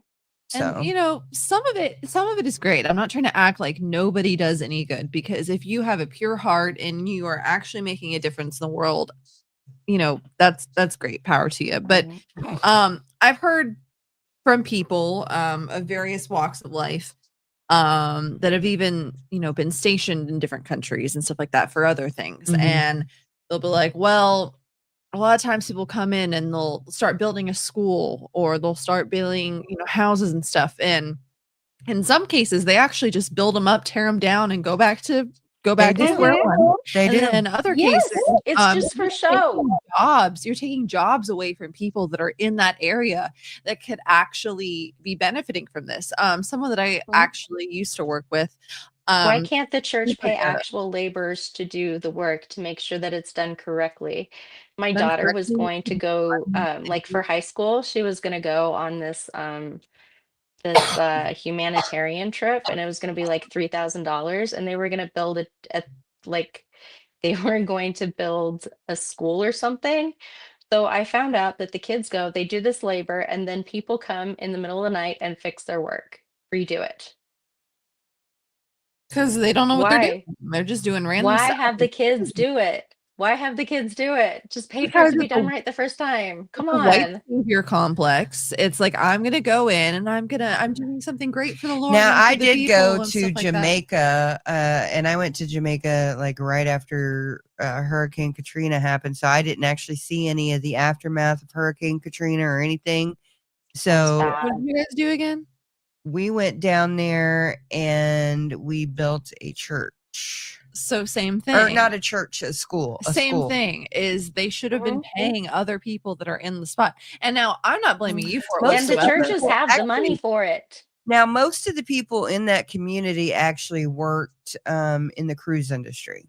But that doesn't mean there weren't some people that needed. No, I know that. I'm just saying again, that was the predominant. That you or the other people that were involved didn't have pure intentions. Mm-hmm. You went with the mother of one of my abusers, and she was there. We didn't. You didn't know at the time. Yeah. But like, you know, you guys, I'm sure, had pure intentions, and that's the thing. They get people that care about people, that want to do some good, but they get brainwashed by these people. But it's theatrical stuff. It is theatrical. Like, I know this guy that goes to Mexico and builds wheelchairs once a year. Why do you need to build? Go to Flint, Michigan. Go to Flint, Michigan, please. Yeah. They don't have clean water still. Mm-hmm. That's actually one thing that we're trying to implement with the youngsters around our area, is to start looking in our own backyard. Mm-hmm. Yeah. I find it so odd that everybody wants to go to these countries in Africa and they want to build the well. Why isn't the African government building these wells for them? It is their people. Okay. First of all. Secondly, why are they having people do the work, shoddy work that has to be redone when they could just pay people to do it? Well, there's so much corruption, like even in Jamaica. Yeah. So when I went to Jamaica, the customs, you have to bribe, you have to do all kinds of things in order to get that stuff even through customs. And half the time it doesn't even make it. And my husband, like I said, he was in disaster relief and water and all that stuff. And he worked with people all over the world. And, he kind of laughs because some of these missionaries will be like totally opposed to bribing officials or custom agents to get their stuff in. Totally against it. But then people will suffer without the water, without the food, whatever it is they're holding back. Yeah, you're literally talking about yeah, just because they're snooty about it, and I would never do that, and but how many of the other commandments do you break? Yeah, it's just so funny how people pick and choose, what to get all upset about, and anyways, we have a lot more to talk about, Stephanie, but I know Laura's got to go to bed because she wakes up at 4 a.m. So, oh goodness. Yeah. Do you want to pick it up another day? Yeah, I actually would. This is a really good, productive conversation too. So thank you so much. Thank you. Yeah, I would like to talk to you more about maybe legislation and all that stuff. Maybe I'll actually have Stephanie Davis join us. Oh, yes, that would be great. And then we can just have a larger conversation about it all and how to help you guys and try to streamline this into, something that's productive, not just a conversation, but something that's actually a catalyst to make change. And our goal is to make Utah stop moving predators around, because the state does it also. They did it with Jonathan, and they're doing it with other people too. Moving them to a different group home doesn't solve anything. You're just giving them access to new prey. That's it. So, I mean, I really feel like if we have enough of us with these similar examples, we can make changes, No, I agree. And let's start making this topic not taboo anymore. Let's all grow up and realize that this is real. It happens every day in our lives. We see it, and we can't be embarrassed about this stuff anymore, because embarrassment is what keeps us hidden. Right. And fear is Right. what keeps us hidden, and we're not helping anybody. We're enabling the predators and we're traumatizing the victims. The other thing I want to talk about too is my little sister, Cindy. Cindy grew up in this, and she left home, and when she did, she met friends, and they convinced her to take part in a murder. And I And know that it was the murder of someone's childhood abuser. And I know for a fact that if her abuser had been caught and prosecuted, that she wouldn't have been so angry. But she's seen this cycle over and over and over again for decades. She watched abusers get moved. So I Mhm, totally understand why she took it into her own hands. It's just mhm. we can't have vigilante justice in a civilized society. I But know that sucks, but like, it's the right? We have to talk about it because I know what created it. She yeah, wasn't born a murderer. yeah, She was Yeah. created.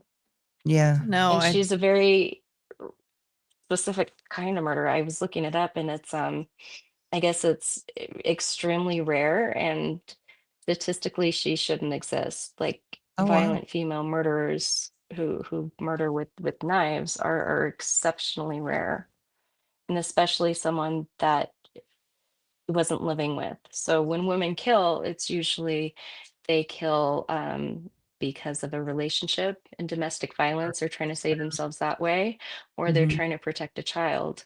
Yeah. Mm.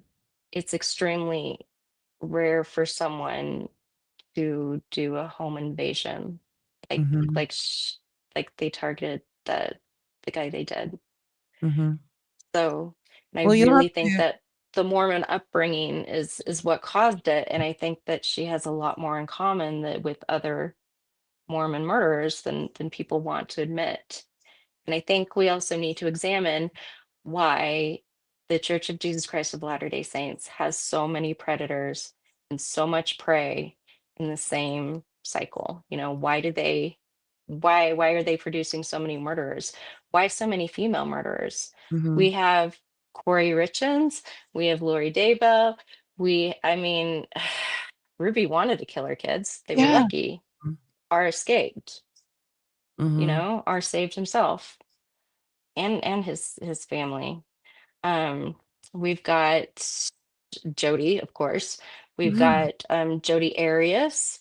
Like, Yeah. why do we have so many female Mormon murderers? Have you met like so many Baptist female murderers? uh, No?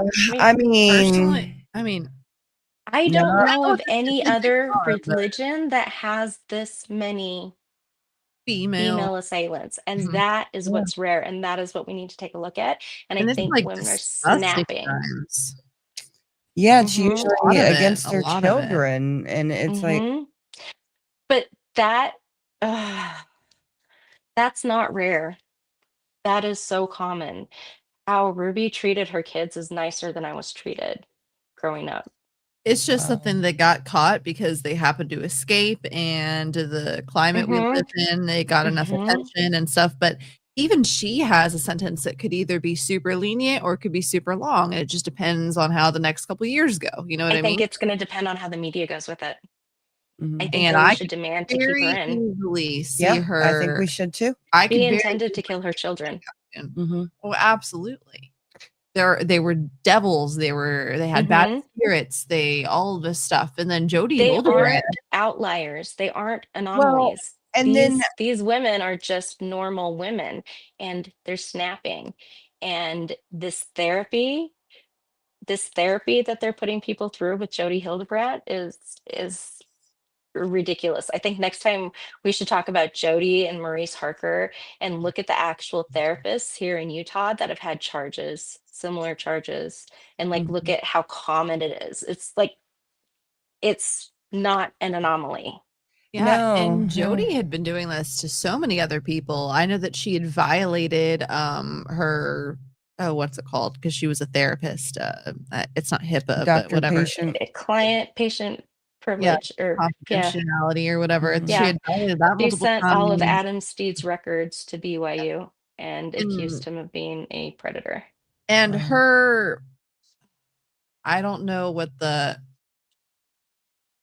I don't know I don't know what the term is. If you're non-binary, are you niece nephew? Anyway, Oh, but you're nibbling. A nibbling is nibbling. non-binary. There Yeah, I you have go. I There you have a go. couple nibblings. I was trying to think of what the correct term would be for No, that, but it's her just nibbling. yep, But it's nibbling. she was abusing the person that was put in her care that was her nibbling, I suppose. Jesse? Yeah. Yes. And Yes. and they had a lot of choice words to say about the way that they were being treated far before any of this Well, stuff. I think Like, they experienced very similar things to what I did. Like yeah, really, really similar. Wow. It it's horrifying. I don't want to be too graphic, It's okay. so I don't really want to explain things, but it's like when my parents would beat us, they wanted to take away our dignity. Okay. So what they did was they would strip us down naked in front of everyone, and then they would beat us. I'm sorry. And then, right. So, like with stuff like that, it's not about discipline, it's about shame and humiliation. It's about total control. Like stuff like that is considered a war crime. Mhm. Why are you allowed to do it to your children? Mhm. Something else that I think motivated Jodi Hildebrandt, and I feel like probably motivates a lot of people, is But her. Jody did that too. That's what I'm saying. Yes, My yeah, parents just didn't do absolutely. that. Jody did that also. Yeah. And what they're doing there is they are stripping you of any humanity you have, Mhm. because when you're standing there like that, you are so vulnerable. It is the one thing I haven't been Humiliation. able to get over. Mhm. Like all the other abuse, I've been able to somewhat get over. That like hit me in a way that I haven't been able to recover from. Mhm. I'm sorry. No, I can't imagine. And when you're talking about women, like, so I had no idea that all the stuff that Lori and all of her gather friends and Chad Daybell also have ties with, from what I understand, Tim Ballard and a bunch Mhm. of other people allegedly. Yeah, they So spoke at Preparing the People conference together. so next time I would like Hmm. to talk more about that and as well. So Yeah, absolutely. there's a lot of stuff that we definitely need to get into, and this is a whole nother rabbit hole that There's I It fell is. down. so many rabbit holes to go down during that. But Or like, do you think I'm wrong thinking that the church is like funneling Tim's business? Does that make sense to you that if they would remove the predators, like arrest, like turn them into the police, Tim wouldn't have, like, he wouldn't have to be this white They're savior they're going to other creating. countries. I would say allegedly, I totally agree with you. I would say And they are then, definitely creating and enabling predators.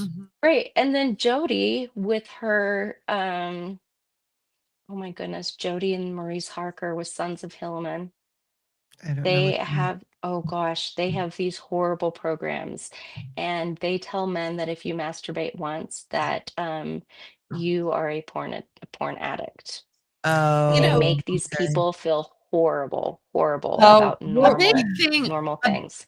a big thing with Jodi is I think a lot of stuff also ties, not to blame it all on this because she's just who she is and it just, it sucks. But I think a lot of it's also repressed sexuality.